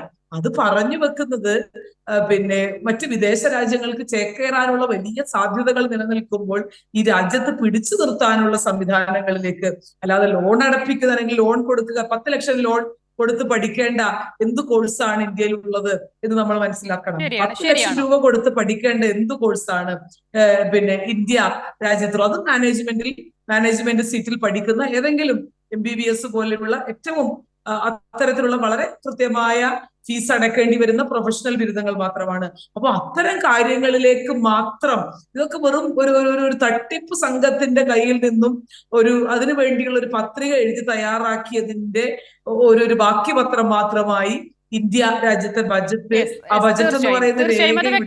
ഡോക്ടർ സോയ ജോസഫ്, ഞാൻ ഒന്ന് ഇടപെടുന്നു. പ്രിഞ്ചു മഹാദേവ്, താങ്കൾ ഇവിടെ ഉന്നയിച്ച ഈ ബജറ്റുമായി ബന്ധപ്പെട്ട പോസിറ്റീവ് എന്ന് BJPക്ക് തോന്നുന്ന കാര്യങ്ങളിലെ ഒളിഞ്ഞിരിക്കുന്ന അപകടങ്ങളെ കുറിച്ചാണ് ഈ പാനലിലെ മറ്റെല്ലാവരും സൂചിപ്പിക്കുന്നത്. ഇന്റേൺഷിപ്പിന്റെ കാര്യത്തിൽ അങ്ങനെയാണ്. ഇനി തൊഴിലിന്റെ കാര്യത്തിൽ ഞാൻ വരാം. ശ്രീ ഡോക്ടർ വി ശിവദാസനെ ഞാൻ വരാം. പ്രിഞ്ചു മഹാദേവ്, അപ്പോൾ തൊഴിൽ ലഭ്യമായതിനു ശേഷമുള്ള കാര്യങ്ങളെ കുറിച്ചല്ലല്ലോ നമ്മൾ പറയേണ്ടത്, ആ തൊഴിലിലേക്ക് എത്തുന്നതിനെ കുറിച്ചാണ് പറയേണ്ടത്. അങ്ങനെ ജോബ് ക്രിയേറ്റ് ചെയ്യുന്നത് ഒന്നും ഈ ബജറ്റിലില്ല. ഇനി നമ്മൾ മുൻപ് പറഞ്ഞതുപോലെ കേരളത്തിന്റെ കാര്യം, അപ്പോൾ താങ്കൾ പറയുന്നു ആന്ധ്രാപ്രദേശ് ആയിക്കോട്ടെ, ബീഹാർ ആയിക്കോട്ടെ, ഇത്തരം സംസ്ഥാനങ്ങളുടെ ദീർഘനാളായുള്ള ആവശ്യങ്ങളാണ് നിറവേറ്റിക്കൊടുത്തതെന്ന്. സമാനമായ രീതിയിലാണല്ലോ ഈ ബജറ്റിൽ കേരളത്തിന് വേണ്ട ആവശ്യങ്ങളും കേരളം ചോദിച്ചത്. അതിൽ ദൈനംദിന ചെലവുമായി ബന്ധപ്പെട്ട കാര്യങ്ങൾ പോലുമുണ്ട്. അവിടെയാണ് ഒരു സാമ്പത്തിക പാക്കേജ് ഒക്കെ ചോദിക്കുന്നത്. അതിനെ പൂർണ്ണമായും അവഗണിക്കുക എന്നുള്ളത് ഏത് തരത്തിലാണ് ന്യായീകരിക്കാനാകുന്നത്? അല്ല, കേരളവുമായി ബന്ധപ്പെട്ട ഈ സാമ്പത്തിക പാക്കേജുമായി ബന്ധപ്പെട്ട കാര്യങ്ങൾ കേരളം സമർപ്പിച്ചിട്ടുണ്ട്. പക്ഷെ അതിനു മുമ്പ് ഈ കേന്ദ്ര സർക്കാർ കഴിഞ്ഞ 10 വർഷമായി നടപ്പിലാക്കിയിട്ടുള്ള പദ്ധതികൾ, ആ പദ്ധതികളുമായി ബന്ധപ്പെട്ട് അതിന്റെ നടത്തിപ്പുമായി ബന്ധപ്പെട്ടുള്ള കുറെ കാര്യങ്ങളുണ്ട്. ഫണ്ട് ലാപ്സാക്കിയതുണ്ട്. പല പദ്ധതികളും ഇന്ന് അവതാളത്തിലാണ്. പ്രധാനമന്ത്രിയുടെ ആവാസ് യോജന അടക്കമേ അവതാളത്തിലാണ്. അത് കൃത്യമായി കാരണക്കാർ കേരള സർക്കാരാണ്. കേരള സർക്കാരിന് അന്ധമായിട്ടുള്ള ഈ കേന്ദ്ര സർക്കാർ വിരോധം കൊണ്ട് ഇപ്പൊ സ്വയ പറഞ്ഞത് കേട്ട് കഴിഞ്ഞാൽ സ്വയക്കടക്കം ഒരു ഗവൺമെന്റ് കോളേജിലെ എയ്ഡഡ് കോളേജിലെ ടീച്ചറാണ്. ഞാൻ പറയും, ഈ സർക്കാരിന്റെ ഈ ബഡ്ജറ്റ് കൊണ്ട് 17,500 രൂപ ടാക്സ് ഇനത്തിൽ സ്വയക്ക് കിട്ടിയിട്ടുണ്ട്. ഒരു വർഷം കൊണ്ട് 17,500 രൂപ സേവ്, ഒരു ഇടത്തരക്കാരിയായിട്ടുള്ള സോയയ്ക്ക് 17,500 രൂപ സേവ് ചെയ്യാൻ പറ്റുന്ന ഈ ബഡ്ജറ്റോട് കൂടിയിട്ട്. അപ്പൊ ഈ ബഡ്ജറ്റ് ഈ സ്വയെ പോലെ ഇടത്തരക്കാരെ പരിഗണിച്ചില്ല എന്ന് പറയാൻ സാധിക്കുമോ? പിന്നെ നിങ്ങൾ പറഞ്ഞു തൊഴിൽ എങ്ങനെ വരുമെന്ന്. ഇപ്പൊ നോക്കൂ, ഈ രാജ്യത്ത് 4.5 കോടി വീടുകളാണ്, കൺസ്ട്രക്ഷൻ മേഖലയിൽ വീടുകളാണ് നിർമ്മിക്കാൻ പോകുന്നത്. അതിൽ 1 കോടി വീടുകൾ നഗര കേന്ദ്രീകൃതമായ പ്രദേശങ്ങളാണ്. അപ്പൊ നഗര കേന്ദ്രീകൃതമായ പ്രദേശങ്ങൾ എന്ന രീതിയിൽ കേരളത്തിന്റെ ഒരു ജോഗ്രഫിക്കൽ പിക്ചർ നോക്കുന്ന സമയത്ത് അതിൽ ഏറ്റവും കൂടുതൽ ഗുണഭോക്താക്കളാകാൻ പോകുന്നത് കേരളമാണ്. അപ്പൊ സ്വാഭാവികമായി കൺസ്ട്രക്ഷൻ മേഖലയിൽ മൂലധന നിക്ഷേപം വരുന്ന സമയത്ത് സ്വാഭാവികമായിട്ട് ഈ രാജ്യത്തെ ചെറുപ്പക്കാർക്ക് തൊഴിൽ കിട്ടും. അങ്ങനെയാണല്ലോ നമ്മൾ ഏതെങ്കിലും മേഖലയിലോ ഒക്കെ. അതുപോലെ തന്നെ ഈ കേരളവുമായി ബന്ധപ്പെട്ട് ഈ ആദിവാസി മേഖല പ്രത്യേകിച്ച് നോക്കൂ. ഈ ബഡ്ജറ്റിനകത്ത് 1000 കോടി രൂപയാണ് ആദിവാസികളുടെ MSME പ്രൊജക്ടുകൾക്ക് വേണ്ടി മാത്രം മാറ്റിവെച്ചിട്ടുള്ളത്. അപ്പൊ നമ്മൾ ആരും പരിഗണിക്കാത്ത ആദിവാസി മേഖലയിൽപ്പെട്ട ആളുകൾക്ക്, അട്ടപ്പാടിയിലെയും ഇടുക്കിയിലെയും പ്രധാനപ്പെട്ട ആദിവാസി ഗോത്രങ്ങളിൽപ്പെട്ട ആളുകൾക്ക് അതിന്റെ ഗുണഭോക്താക്കളായിട്ട് വരും. ഇവിടെ പറയുന്ന ആദിവാസി ക്ഷേമമാണെങ്കിലും മറ്റു കാര്യങ്ങളാണെങ്കിലും അത് ഈ കേന്ദ്ര ബജറ്റിൽ പൊതുവിൽ രാജ്യത്തിന് വേണ്ടി നീക്കി വെച്ചിരിക്കുന്ന നീക്കിയിരിപ്പുകളാണല്ലോ. അതിന്റെ ഗുണഭോക്താക്കളായി എല്ലാ സംസ്ഥാനങ്ങളും മാറുന്നുണ്ട്. ജോർജ് ജോസഫ് ഏറ്റവും പ്രധാനപ്പെട്ട ഒരു കാര്യം ചോദിച്ചത് അവിടെയാണ്. അങ്ങനെയാണെങ്കിൽ ഈ പദ്ധതികളൊക്കെ എല്ലാ സംസ്ഥാനത്തിനും ആപ്ലിക്കബിൾ ആണെന്നേ. അതിന് പുറമെ ബീഹാറിനും ആന്ധ്രാപ്രദേശിനും ചില പ്രഖ്യാപനങ്ങൾ നടത്തുമ്പോൾ അത് അവരുടെ ദീർഘനാളായുള്ള ആവശ്യമാണെന്ന് നിങ്ങൾ പറയുന്നു. അതുപോലെ തന്നെയാണ് കേരളത്തിന്റെയും ആവശ്യങ്ങൾ. അത് എന്തുകൊണ്ട് പരിഗണിക്കപ്പെടുന്നില്ല? ഇവിടെ ക്ഷേത്ര ഇടനാഴികൾ നിർമ്മിക്കാൻ ബജറ്റിൽ നല്ലൊരു തുക നീക്കി വെച്ചിട്ടുണ്ടല്ലോ പ്രിന്റു മഹാദേവ്. അവിടെയാണ് വിഴിഞ്ഞം പോലൊരു രാജ്യാന്തര പദ്ധതിയുടെ നടത്തിപ്പിന് ചോദിച്ച തുക പോലും കേന്ദ്ര സർക്കാരിന് നൽകാനാകാത്തത്. അല്ല, നമ്മുടെ കേരളത്തിന്റെ ഈ സാമ്പത്തിക പാക്കേജുമായി സമർപ്പിച്ച സാമ്പത്തിക പാക്കേജ് കൃത്യമായിട്ട് നമുക്ക് മനസ്സിലാക്കുന്ന സമയത്ത് സ്വാഭാവികമായിട്ട് അത് അംഗീകരിക്കണമെങ്കിൽ സ്വാഭാവികമായിട്ട് പഠിക്കണം. കേരളത്തിൽ പലതരത്തിലുള്ള പാക്കേജ് കൊടുത്തിട്ടുണ്ട്. ഇപ്പൊ കുട്ടനാട് പാക്കേജ് കേരളത്തിന് കേന്ദ്രം അനുവദിച്ചതായിരുന്നല്ലോ 2014. എന്തായിരുന്നു അതിന്റെ അവസ്ഥ? അപ്പൊ നോക്കൂ, പല പാക്കേജുകളും പഠിച്ച് അതിനനുസൃതമായിട്ടാണ് നടപടിയെടുക്കാൻ സാധിക്കുക. അതിന് നിരന്തരമായിട്ട് സർക്കാരുമായിട്ട് ഈ പറയുന്ന സംവിധാനങ്ങൾ, കേരള സംസ്ഥാന സർക്കാരിന്റെ സംവിധാനങ്ങൾ, ഇപ്പൊ നമ്മൾ ഒരാളെ ഇവിടെ അപ്പോയിന്റ്മെന്റ് ചെയ്തിട്ടുണ്ടല്ലോ കേന്ദ്രത്തിൽ നിന്ന് ആവശ്യമായ സാധനങ്ങൾ. കേന്ദ്ര സർക്കാർ കൊണ്ടുവരുന്ന ഇത്തരം പദ്ധതികൾ, ആ പദ്ധതികൾ കേരളം ഉൾപ്പെടെയുള്ള സംസ്ഥാനങ്ങൾ അത് ആ നിലയിൽ പിന്തുടരുക. അങ്ങനെ ഇല്ലെങ്കിൽ പിന്നീട് ആ സംസ്ഥാനം ആവശ്യപ്പെടുന്ന ഒരു കാര്യത്തിനും കേന്ദ്രത്തിന്റെ കയ്യിൽ നിന്ന് സഹായം കിട്ടില്ല എന്നുള്ളതാണോ പ്രിന്റു? ആ നിലയിലാണല്ലോ പറയുന്നത്. അങ്ങനെയല്ല. ഈ സമഗ്രമായ വികസനം എന്ന് പറയുന്ന സമയത്ത് ഇപ്പൊ സ്വാഭാവികമായിട്ട് പ്രധാനമന്ത്രിയുടെ ആവാസ് യോജനയുടെ 4 കോടി വീട് എന്ന് പറയുമ്പോൾ കേരളത്തിൽ ലഭിക്കും. അപ്പൊ സ്വാഭാവികമായിട്ട് പഴയതുപോലെ ഈ സംസ്ഥാനങ്ങളെ കേന്ദ്രീകരിച്ചുകൊണ്ടുള്ള വികസനത്തിൽ നിന്ന് മാറിക്കൊണ്ട് സെൻട്രലൈസ്ഡ് സംവിധാനത്തിലാണ് ഈ രാജ്യത്ത് വികസനം വരുന്നത്. ബീഹാറിനെ കുറിച്ചുള്ള കല്ലുകടിയെ കുറിച്ചാണല്ലോ നമ്മൾ ഇങ്ങനെ ചോദിച്ചുകൊണ്ടേയിരിക്കുന്നത്. അപ്പോൾ ആ സംസ്ഥാനങ്ങൾക്ക് മാത്രം അത്തരം അടിസ്ഥാന സൗകര്യങ്ങൾ ആവശ്യമാണ് എന്ന് കേന്ദ്ര സർക്കാരും BJPയും കാണുകയും മറ്റു സംസ്ഥാനങ്ങൾക്കൊന്നും അത് ആവശ്യമില്ല എന്ന് കാണുകയും ചെയ്യുന്നത് എങ്ങനെയാണ്? അങ്ങനെയാണെങ്കിൽ ജാർഖണ്ഡിനെ എന്തുകൊണ്ട് ഒഴിവാക്കി? ഈ പറയുന്ന തരത്തിൽ പട്ടിണിയും ദാരിദ്ര്യവുമാണെങ്കിൽ ഉത്തർപ്രദേശിനെ എന്തുകൊണ്ട് ഒഴിവാക്കി? മറ്റ് സംസ്ഥാനങ്ങൾ ഒന്നും വരുന്നില്ല. ആ വരുന്നത് NDAയുടെ സർക്കാരിനെ താഴെയിടാൻ പോകുന്ന തരത്തിലുള്ള 2 സംസ്ഥാനങ്ങൾ മാത്രം. അല്ല, അങ്ങനെയല്ലല്ലോ. ഈ രാജ്യത്ത് നമ്മൾ ചില സമയത്ത് ഇടുക്കി പാക്കേജ്, വയനാട് പാക്കേജ് തുടങ്ങിയ പാക്കേജുകൾ പ്രഖ്യാപിക്കാറുണ്ട്. ഇടുക്കിയുടെ ഒരു സാഹചര്യം, വയനാട്ടിന്റെ ഒരു സാഹചര്യം, നിരന്തരമായി അവരെ ഉന്നയിക്കുന്ന ആവശ്യങ്ങളുണ്ട്. പിന്നെ അത് നേടിയെടുക്കാനുള്ള ശുഷ്കാന്തി ആര് കാണിച്ചു? ആന്ധ്രയും ബീഹാറും കാണിച്ചു. അത് അവരുടെ തെറ്റല്ല. ഞാൻ പറഞ്ഞല്ലോ, 15,000 കോടി. അതാണ് പ്രിന്റു മഹാദേവ് പ്രശ്നം. അങ്ങനെ ആന്ധ്രയ്ക്കും ബീഹാറിനും അത് നേടിയെടുക്കാനുള്ള ശുഷ്കാന്തി എന്ന് പറയുന്നത് NDA സർക്കാരിനെ താഴെയിടാൻ പോകുന്ന ഹോൾഡാണ്. അപ്പോൾ ആ നിലയിൽ മറ്റുള്ള സംസ്ഥാനങ്ങളുടെ രാഷ്ട്രീയ കക്ഷികൾ എത്തിയില്ലെങ്കിൽ നിങ്ങൾക്കൊന്നുമില്ല എന്നുള്ളതാണോ? അതായത് BJPക്ക് പഞ്ചപുച്ഛമടക്കി പിന്തുണ പ്രഖ്യാപിക്കുക എന്നുള്ളതാണോ അതിന്റെ അടിസ്ഥാനം? താങ്കൾ തന്നെ അത് പറയാതെ പറഞ്ഞു. അങ്ങനെയല്ലല്ലോ. ഇതിനകത്ത് കൃത്യമായിട്ട് വികസനം ഈ രാജ്യത്തിന്റെ സമസ്ത മേഖല എത്തുന്ന രീതിയിലാണ് ഇത് പ്ലാൻ ചെയ്തിട്ടുള്ളത്. ഞാൻ പറഞ്ഞല്ലോ, ഈ സ്റ്റാർട്ടപ്പ് പദ്ധതികൾ, ഇപ്പൊ സ്റ്റാർട്ടപ്പ് പദ്ധതിയുമായി ബന്ധപ്പെട്ട് ഇതിന് മറുപടി പറയൂ. അതെങ്ങനെയാണ് ഈ കൃത്യമായി അവിടെ സമ്മർദ്ദം ചെലുത്തി നേടിയെടുക്കാനുള്ള കഴിവ് എന്ന് താങ്കൾ പറയുന്ന ആ മാനദണ്ഡം എന്താണ്? ഇപ്പോൾ കഴിഞ്ഞ ബജറ്റ് വരെ അത് ഉണ്ടായിരുന്നില്ലല്ലോ പ്രിന്റു മഹാദേവ്. നോക്കൂ, ഈ ആന്ധ്രാപ്രദേശിനെ സംബന്ധിച്ചിടത്തോളം 2014 മുതൽ അവർ ഉന്നയിക്കുന്ന ആവശ്യമാണ്. അത് കഴിഞ്ഞ ബജറ്റ് വരെ കേന്ദ്ര സർക്കാരിൽ സമ്മർദ്ദം ചെലുത്തി നേടിയെടുക്കാനുള്ള കഴിവ് ആ സംസ്ഥാനത്തിന് ഇല്ലായിരുന്നു. പക്ഷെ തെരഞ്ഞെടുപ്പിന് പിന്നാലെ മാറി മറിയുന്ന രാഷ്ട്രീയ സാഹചര്യത്തിൽ അത് ഉണ്ടാകുന്നു. അവിടെയാണ് പ്രശ്നം. അല്ല, അങ്ങനെ അസിത, ഈ കേരള സർക്കാരിന് ഈ കടം ചോദിക്കുന്ന സാമ്പത്തിക പാക്കേജ് അല്ലാതെ ഏത് പദ്ധതിയാണ് ഈ സർക്കാർ കേന്ദ്രത്തിന് മുമ്പിൽ വെച്ചിട്ടുള്ളത്? നിങ്ങൾ പറയൂ. ഈ സർക്കാർ വെച്ചിട്ടുള്ള പദ്ധതികൾ നിങ്ങൾ പറയൂ. ഇപ്പൊ ആന്ധ്രയുടെ നഗരവികസനവുമായി ബന്ധപ്പെട്ട്, തലസ്ഥാന വികസനവുമായി ബന്ധപ്പെട്ട് അവരുടെ 10 വർഷത്തെ ആവശ്യമായിട്ടാണ് അവർ ജലവൈദ്യുത നിലയങ്ങൾക്കും റോഡിനും ക്ഷേത്ര ഇടനാഴിക്കും ഒക്കെയാണ് കൊടുത്തതെങ്കിൽ അതുപോലെ അതിനേക്കാൾ പ്രധാനപ്പെട്ട പദ്ധതിയായിരുന്നില്ലേ വിഴിഞ്ഞത്തിന് ചോദിച്ച സഹായധനം എന്തുകൊണ്ട് നൽകിയില്ല? അല്ല, വിഴിഞ്ഞവുമായി ബന്ധപ്പെട്ട് സ്വകാര്യ മേഖലയിൽ അതിനനുസൃതമായിട്ടുള്ള കാര്യങ്ങൾ സ്വകാര്യ കമ്പനിയാണല്ലോ അത് ചെയ്യേണ്ടത്. സ്വാഭാവികമായിട്ട് വിഴിഞ്ഞം പദ്ധതിയുടെ ഏറ്റവും പ്രധാനപ്പെട്ട വികസനവുമായി ബന്ധപ്പെട്ടാണ് 6 വരി പാത. ഇപ്പൊ നമ്മൾ പറയല്ലോ, ഈ 6 വരി പാതയുടെ വികസനത്തിൽ വിഴിഞ്ഞ പദ്ധതിയുമായി റിലേറ്റഡ്. കാരണം വിഴിഞ്ഞത്തേക്ക് കാശ്മീർ മുതൽ വിഴിഞ്ഞത്തേക്ക് വരുന്ന 6 വരി പാത വന്നുകൊണ്ടിരിക്കുന്നു. അപ്പൊ അതിന്റെ ഗുണഭോക്താക്കളായി മാറുന്നത് ഈ 6 വരി പാതയുടെ ഗുണഭോക്താക്കളാണ്. പക്ഷേ ഈ 6 വരി പാതയിലൂടെ അല്ലല്ലോ പ്രിന്റു മഹാദേവ് കപ്പല് വരേണ്ടത്. അവിടെയാണ് പ്രശ്നം. V Sivadasan M P Printu അറിയാതെ അത് പറഞ്ഞു കഴിഞ്ഞു.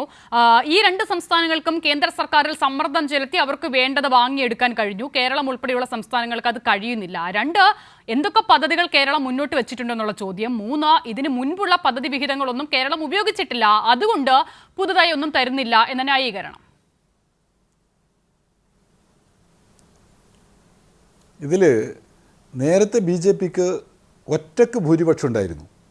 ആന്ധ്രാപ്രദേശിലെ സർക്കാർ ഇവർക്ക് പിന്തുണ കൊടുത്തവരാണ്, ഒറീസയിലെ സർക്കാർ പിന്തുണ കൊടുത്തവരാണ്. നിതീഷ് ഒരു ഘട്ടം കഴിഞ്ഞതിന് ശേഷം പിന്തുണ നൽകാൻ തുടങ്ങിയിട്ടുള്ള ആളുകളാണ്. ആന്ധ്രയെ നേരത്തെ അവഗണിച്ചുകൊണ്ടേയിരിക്കുകയായിരുന്നു. ഒറീസയെ അവഗണിച്ചു. കാരണം എന്താണ്? BJPക്ക് ഒറ്റക്ക് ഭൂരിപക്ഷം ഉണ്ടായിരുന്നു. ഒറ്റക്ക് ഭൂരിപക്ഷം ഉണ്ടായിരുന്നുള്ള ധാർഷ്ട്യം ഇപ്പോൾ നടക്കുന്നില്ല. ഇപ്പോൾ ആന്ധ്രയുടെ ഭരണകക്ഷിയുടെ അതുപോലെ ബീഹാറിലെ ഭരണകക്ഷിയുടെയും പിന്തുണ കൊണ്ട് മാത്രമേ ഇവർക്ക് നിൽക്കാനാവൂ എന്നുള്ളത് കൊണ്ടാണ് ഇപ്പോഴിങ്ങനെ ഒരു തീരുമാനത്തിലേക്ക് ഇവർ വന്നിട്ടുള്ളത് എന്നുള്ളത് എല്ലാവർക്കും അറിയുന്ന കാര്യമാണ്. മറ്റൊന്ന്, കേരളത്തിന് പണം നൽകാതിരുന്നതിൻ്റെ കാരണം എന്ന് പറയുന്നത് ഇവിടുന്ന് കണക്ക് കൊടുക്കാത്തതുകൊണ്ടാണ്, ഇവിടുന്ന് പ്രൊജക്റ്റ് കൃത്യമായിട്ട് നടപ്പിലാക്കാത്തതുകൊണ്ടാണ് എന്നൊക്കെ പറയുണ്ടായി. ഞാൻ ബഹുമാനത്തോടു കൂടി ചോദിക്കുകയാണ്, വളരെ ഗംഭീരമായി പ്രൊജക്റ്റുകളെല്ലാം നടപ്പിലാക്കിയിട്ടുള്ളൊരു സംസ്ഥാനമാണല്ലോ ബീഹാർ. 20 ദിവസത്തിനിടെ 18 പാലം തകർന്നു വീണ അഴിമതിയുടെ മഹാമാതൃക രാജ്യത്തിന് മുമ്പിൽ അവതരിപ്പിച്ചിട്ടുള്ളൊരു സംസ്ഥാനമാണ് ബീഹാർ. ആ ബീഹാറിലാണ് നിങ്ങളിപ്പോൾ ആ പ്രൊജക്റ്റൊക്കെ വലിയ ഗംഭീരമാക്കി നടപ്പിലാക്കി എന്നുള്ളതിൻ്റെ പേരിൽ പണം കൊടുത്തിരിക്കുന്നത്. ആ ബീഹാറിലാണ് ഉച്ചഭക്ഷണത്തിൽ വിഷം കലർന്നിട്ട് 70-ലധികം പിഞ്ചു കുട്ടികൾ പെടഞ്ഞു മരിച്ചത്. ആ ബീഹാറിലാണ് നിങ്ങൾ ഇപ്പോൾ പ്രൊജക്റ്റുകൾ മെച്ചപ്പെട്ട നിലയിൽ നടപ്പിലാക്കി എന്നുള്ളതിൻ്റെ പേരിൽ പണം കൊടുത്തതായി പറയുന്നത്. ആന്ധ്ര അഴിമതി എത്രമേൽ റിപ്പോർട്ട് ചെയ്യപ്പെട്ടിട്ടുണ്ട് എന്നുള്ളതൊന്ന് ആലോചിച്ച് നോക്കുക. കാർഷിക മേഖലയിൽ 6 കുംഭകോണങ്ങളെക്കുറിച്ച് അവിടെ ചർച്ച ചെയ്യുകയാണ്. കൺസ്ട്രക്ഷൻ്റെ മേഖലയിൽ എന്തിനേറെ പറയുന്നു, വിദ്യാഭ്യാസ സ്ഥാപനങ്ങളുടെ നടത്തിപ്പുകാരിൽ നിന്ന് പണം വാങ്ങിയതിനെക്കുറിച്ചുൾപ്പെടെയുള്ള ആരോപണങ്ങൾ അവിടെ വലിയ ചർച്ചയായി നിൽക്കുകയാണ്. അവിടെയാണ് നിങ്ങൾ പണം കൊടുത്തിട്ടുള്ളത്. ഞാൻ അതിലേക്ക് പോകുന്നില്ല. ഇനി മറ്റൊരു കാര്യം എന്താണ്, കേരളത്തിന് പണം കൊടുക്കാത്തത് ഈ കാര്യങ്ങളൊക്കെ കൃത്യമായി കണക്കൊന്നും സബ്മിറ്റ് ചെയ്യാത്തതുകൊണ്ടാണെന്ന് പറഞ്ഞവരോട് ഞാൻ ചോദിക്കുകയാണ്, ഇന്ത്യ രാജ്യത്തിൽ വിദ്യാഭ്യാസ സ്ഥാപനങ്ങളിൽ ഉച്ചഭക്ഷണം പാകം ചെയ്യുന്ന പാവപ്പെട്ട സ്ത്രീകളുണ്ട്. അവർക്ക് കൊടുക്കുന്ന ശമ്പളം എത്രയാണെന്നറിയോ? ഒരു മാസം 1200 രൂപ. യൂണിയൻ ഗവൺമെൻറ് കൊടുക്കുന്ന ശമ്പളം 1200 രൂപ ഒരു മാസം ശമ്പളം വാങ്ങേണ്ടി വരുന്ന പാവപ്പെട്ട മനുഷ്യർ. ആ പാവപ്പെട്ട മനുഷ്യർക്ക് 1000 രൂപ കൂട്ടിക്കൊടുക്കാതിരുന്നത് കേരളത്തിലെ സർക്കാർ കണക്ക് സബ്മിറ്റ് ചെയ്യാത്തതുകൊണ്ടാണോ? കേരളത്തിലെ സർക്കാരിൻ്റെ പ്രൊജക്റ്റിലെ വീഴ്ച കാരണമാണോ? ഈ രാജ്യത്ത് ആശാ വർക്കർമാരെന്ന പേരിൽ ആളുകൾ ജോലി ചെയ്യുന്നുണ്ട്, 10,000-കണക്കിന് ആളുകൾ. ആ പാവപ്പെട്ട സാധാരണക്കാരായിട്ടുള്ള ആ സ്ത്രീകൾക്ക് കൊടുക്കുന്ന വേതനം എത്രയാണ്? അവർക്ക് ഒരു 2000 രൂപ കൂട്ടിക്കൊടുക്കുന്നതിനെക്കുറിച്ച് എന്താ ആലോചിക്കാതിരുന്നത്? നമ്മുടെ രാജ്യത്തിലെ പാവപ്പെട്ട എത്രയോ കുട്ടികൾ അംഗനവാടികളെ ആശ്രയിച്ച് തങ്ങളുടെ ജീവിതം ചെലവഴിക്കുന്നവരാണ്. അംഗനവാടികൾ 10,000-കണക്കിന് വരുന്ന കുടുംബങ്ങൾക്കൊരാശ്രയമാണ്. ആ അംഗനവാടികളുടെ നടത്തിപ്പിന് ICDSന് പണം വർദ്ധിപ്പിച്ചോ? വർദ്ധിപ്പിച്ചില്ല എന്ന് മാത്രമല്ല, പണം കുറച്ചില്ലേ? അംഗനവാടിയിലെ ടീച്ചർമാർക്ക്, അംഗനവാടിയിൽ സഹായിക്കുന്ന ആളുകൾക്ക് അല്പമെങ്കിലും ആശ്വാസം നൽകുന്ന നിലയിൽ ഒരു ചെറിയ വർധനവ് കൊടുക്കാൻ പറ്റുമായിരുന്നില്ലേ? നിങ്ങൾക്ക് കൊടുത്തോ? ഇല്ലല്ലോ. ഇന്ത്യ രാജ്യത്ത് കർഷക തൊഴിലാളികൾക്ക് പെൻഷൻ കൊടുക്കുന്ന ഒരു സംസ്ഥാനമുണ്ട്. ആ സംസ്ഥാനത്തിൻ്റെ പേര് കേരളം എന്നാണ്. എന്നാൽ മറ്റ് സംസ്ഥാനങ്ങളിൽ ഉൾപ്പെടെ കർഷക തൊഴിലാളികൾക്ക് പെൻഷൻ കൊടുക്കണം, അതിന് യൂണിയൻ ഗവൺമെൻറ് പണം നീക്കി വെക്കണമെന്ന് പറയാൻ തുടങ്ങിയിട്ട് എത്ര വർഷമായി? എന്തുകൊണ്ടാണ് കർഷക തൊഴിലാളികൾക്ക് പെൻഷൻ കൊടുക്കാൻ ഈ ചർച്ചയിൽ പങ്കെടുക്കുന്ന നമുക്കെല്ലാം അരിയും നിത്യോപയോഗ സാധനങ്ങളും പച്ചക്കറിയും എല്ലാം കൃഷി ചെയ്ത് നമ്മുടെയൊക്കെ മാർക്കറ്റിൽ എത്തിക്കുന്ന, വീടുകളിൽ നിന്ന് നമുക്ക് കഴിക്കാൻ അവസരം ഉണ്ടാക്കുന്ന ആ കർഷക തൊഴിലാളികൾക്ക് പെൻഷൻ കൊടുക്കാൻ എന്തുകൊണ്ടാണ് ഈ സർക്കാരിന്, സംസ്ഥാന സർക്കാരുകൾക്ക് പണം കൊടുക്കാൻ സന്നദ്ധതയില്ലാതായിപ്പോയത്? നമ്മുടെ വിദ്യാർത്ഥികൾ പഠിക്കുന്ന SSK പോലുള്ള പദ്ധതികൾക്ക് പണം എന്തുകൊണ്ടാണ് വെട്ടിക്കുറച്ചത്? ആ വെട്ടിക്കുറക്കൽ കേരളത്തിലെ സർക്കാരിൻ്റെ കണക്ക് സബ്മിറ്റ് ചെയ്യാത്തതുകൊണ്ടോ പ്രൊജക്റ്റിലെ പെർഫോമൻസിൻ്റെ ശരാശരിയിൽ താഴ്ന്ന നിലവാരം കൊണ്ടോ ആണോ? നിരവധിയായ കാര്യങ്ങൾ നമുക്ക് പറയാൻ ഇവിടെ കിടക്കുകയാണ്. നിങ്ങൾ നോക്കൂ, നമ്മുടെ നാട്ടിലെ തൊഴിലാളികളുടെ ജീവിത നിലവാരം വർദ്ധിപ്പിക്കാൻ അവരുടെ പെൻഷൻ സ്കീമിനെക്കുറിച്ച്, പ്രൊവിഡൻറ്റ് ഫണ്ടിനെക്കുറിച്ച് എന്ത് കാഴ്ചപ്പാടാണ് മുന്നോട്ട് വെച്ചത്? എന്നിട്ട് ഇപ്പോൾ പറയുന്നത് എന്താണ്? 2 കോടിയിലേറെ തൊഴിലവസരങ്ങൾ ഞങ്ങൾ ഉണ്ടാക്കുകയാണ്. ഏത് 2 കോടിയെക്കുറിച്ചാണ് നിങ്ങൾ ഈ പറയുന്നത്? സ്റ്റൈപ്പൻഡ് കൊടുക്കാൻ ഇൻറ്റേൺഷിപ്പിന് വരുന്ന കുട്ടികൾക്ക് 5000 രൂപ സ്റ്റൈപ്പൻഡ് കൊടുക്കും. കേന്ദ്ര സർക്കാർ അതിന് പണം മാറ്റി വെച്ചിട്ടുണ്ടോ ബജറ്റിൽ? എന്താ ചെയ്തിട്ടുള്ളത്? CSR ഉൾപ്പെടെയുള്ള ഫണ്ടിൽ നിന്ന് ഈ വിദ്യാർത്ഥികൾക്ക് കൊടുക്കണം. CSR എന്ന് പറഞ്ഞാൽ തന്നെ തട്ടിപ്പിൻ്റെ വലിയൊരു ഉദാഹരണമാണ്. നികുതിയായി കൊടുക്കേണ്ടുന്ന പണം CSR എന്ന പേരിൽ സ്വകാര്യ കമ്പനികൾ പലതും അവരുടെ സ്ഥാപിത താല്പര്യങ്ങൾ സംരക്ഷിക്കുന്നതിന് വേണ്ടി ചെലവഴിച്ചുകൊണ്ടിരിക്കുന്ന ഒരു കാഴ്ച നമ്മൾ കണ്ടുകൊണ്ടിരിക്കുകയാണ്. RSS പോലുള്ള സംഘടനകളുടെ ഭാഗമായിട്ടുള്ള എത്രയെത്ര സ്ഥാപനങ്ങൾ CSR ഫണ്ട് വാങ്ങുന്നുണ്ട് എന്നുള്ളത് ഞാൻ വിശദീകരിക്കേണ്ടുന്ന കാര്യമില്ല.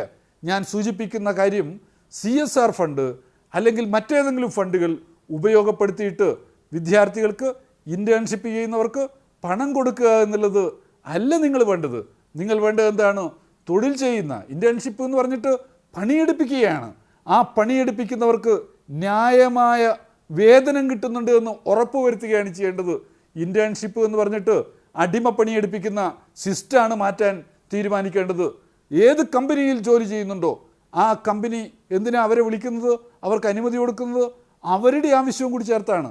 ഇനി വിദ്യാർത്ഥികൾ സ്വയമേവ ഇൻറ്റേൺഷിപ്പിനൊരു കമ്പനിയിൽ പോകുന്നുണ്ടെങ്കിൽ, സ്ഥാപനത്തിൽ പ്രവർത്തിക്കുന്നുണ്ടെങ്കിൽ, വിദ്യാർത്ഥിയുടെ നേട്ടത്തിന് മാത്രമാണത് കാരണമാവുന്നതെങ്കിൽ അപ്പോൾ ആ വിദ്യാർത്ഥിയെ സഹായിക്കാനുള്ള ബാധ്യത, ആ യുവാവിനെ സഹായിക്കാനുള്ള ബാധ്യത, യുവതിയെ സഹായിക്കാനുള്ള ബാധ്യത യൂണിയൻ ഗവൺമെൻറ്റിനാണ്.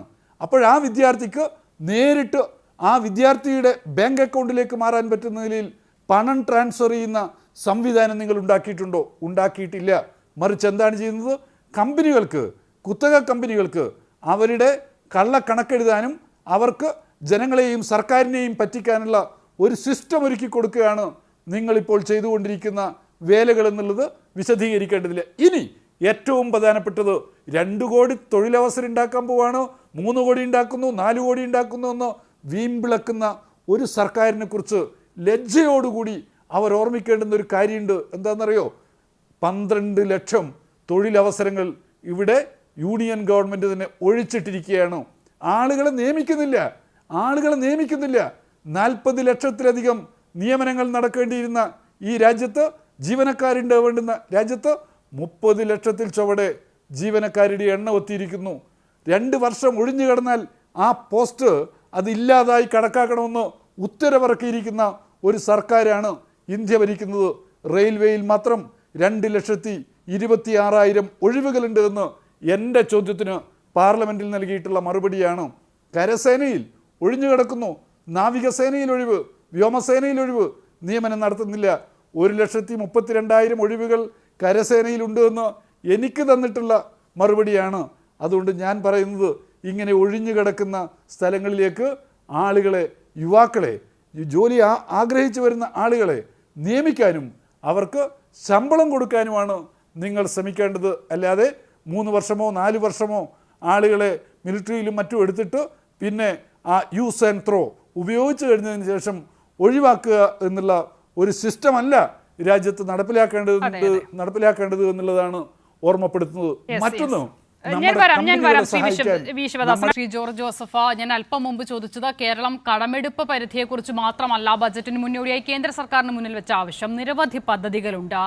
ശബരി റെയിൽപാത ആയിക്കോട്ടെ, വയനാട് തുരങ്കപാത, വിഴിഞ്ഞം, എയിംസ്, അങ്ങനെ ഒന്നും തന്നെ കേന്ദ്ര സർക്കാർ മുഖവിലയ്ക്ക് എടുക്കുന്നില്ല. പക്ഷേ ആന്ധ്രാപ്രദേശും ബീഹാറും പോലുള്ള സംസ്ഥാനങ്ങളുടെ എല്ലാ പദ്ധതികളും ദീർഘനാളായുള്ള ആവശ്യമായി മാറുകയും ചെയ്യുന്നു.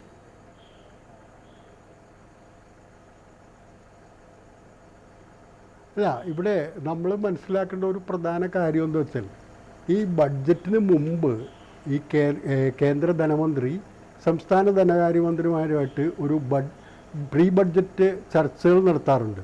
അത് കേന്ദ്ര ധനമന്ത്രിയുടെ സൗകര്യത്തിനനുസരിച്ച് ഡൽഹിയിൽ ചെന്ന് അവരെ കാണുമ്പോഴാണ് ഓരോ സംസ്ഥാനത്തിൻ്റെ ആവശ്യങ്ങൾ മുന്നോട്ട് വയ്ക്കുന്നത്.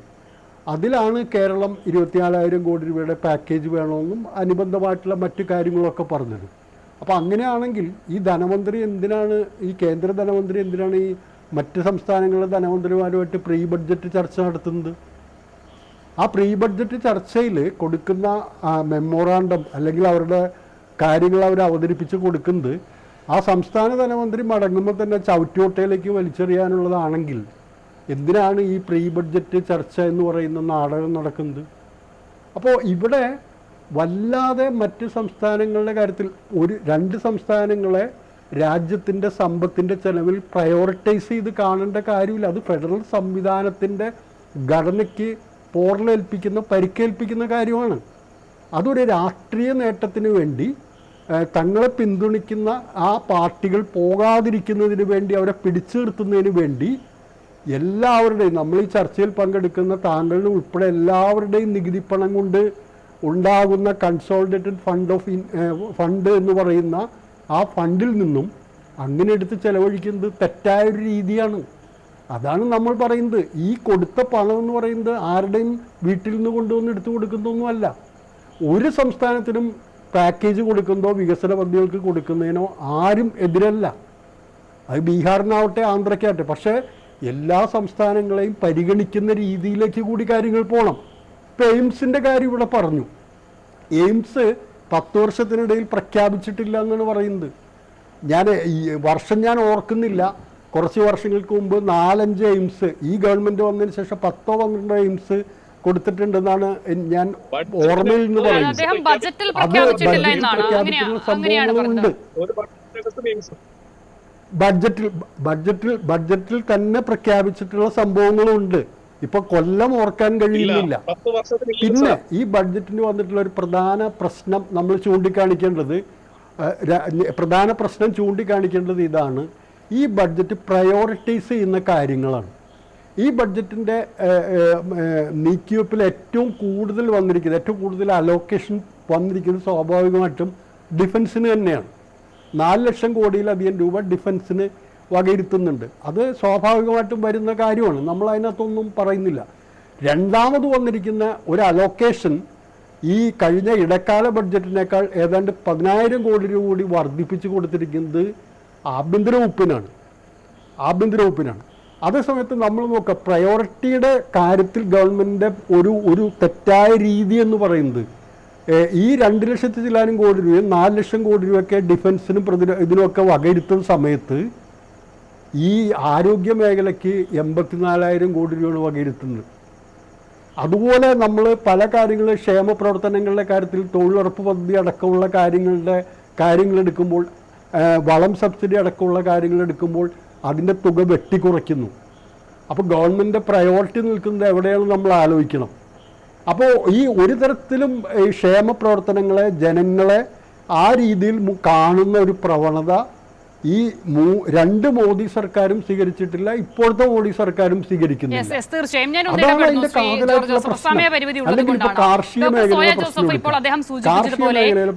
കാർഷിക മേഖലയിൽ വലിയ വെട്ടിക്കുറവ്, തൊഴിലുറപ്പ് പദ്ധതിയിലെ വെട്ടിക്കുറവ്, വളം സബ്സിഡി, ഭക്ഷ്യ സബ്സിഡി, ഇതിലൊക്കെയും വെട്ടിക്കുറവ്, വിദ്യാഭ്യാസ ആരോഗ്യ മേഖലയ്ക്ക് കൂടുതൽ പങ്കാളിത്തമില്ല. ഇങ്ങനെയൊക്കെയുള്ളൊരു ബജറ്റിനെ കുറിച്ച് ഈ നിലയിൽ പ്രതിപക്ഷം ചോദിക്കുമ്പോൾ ധനകാര്യമന്ത്രി ഇന്ന് പ്രധാനമായും തിരിച്ചു ചോദിക്കുന്ന ചോദ്യം മുൻകാലങ്ങളിലെ കോൺഗ്രസ് ബജറ്റിനെ കുറിച്ചാണ്. അതിനെ പിൻപറ്റിയാണ് ഈ തരത്തിലൊരു ബജറ്റ് എന്നാണ് നിർമ്മലാ സീതാരാമൻ പറയുന്നത്.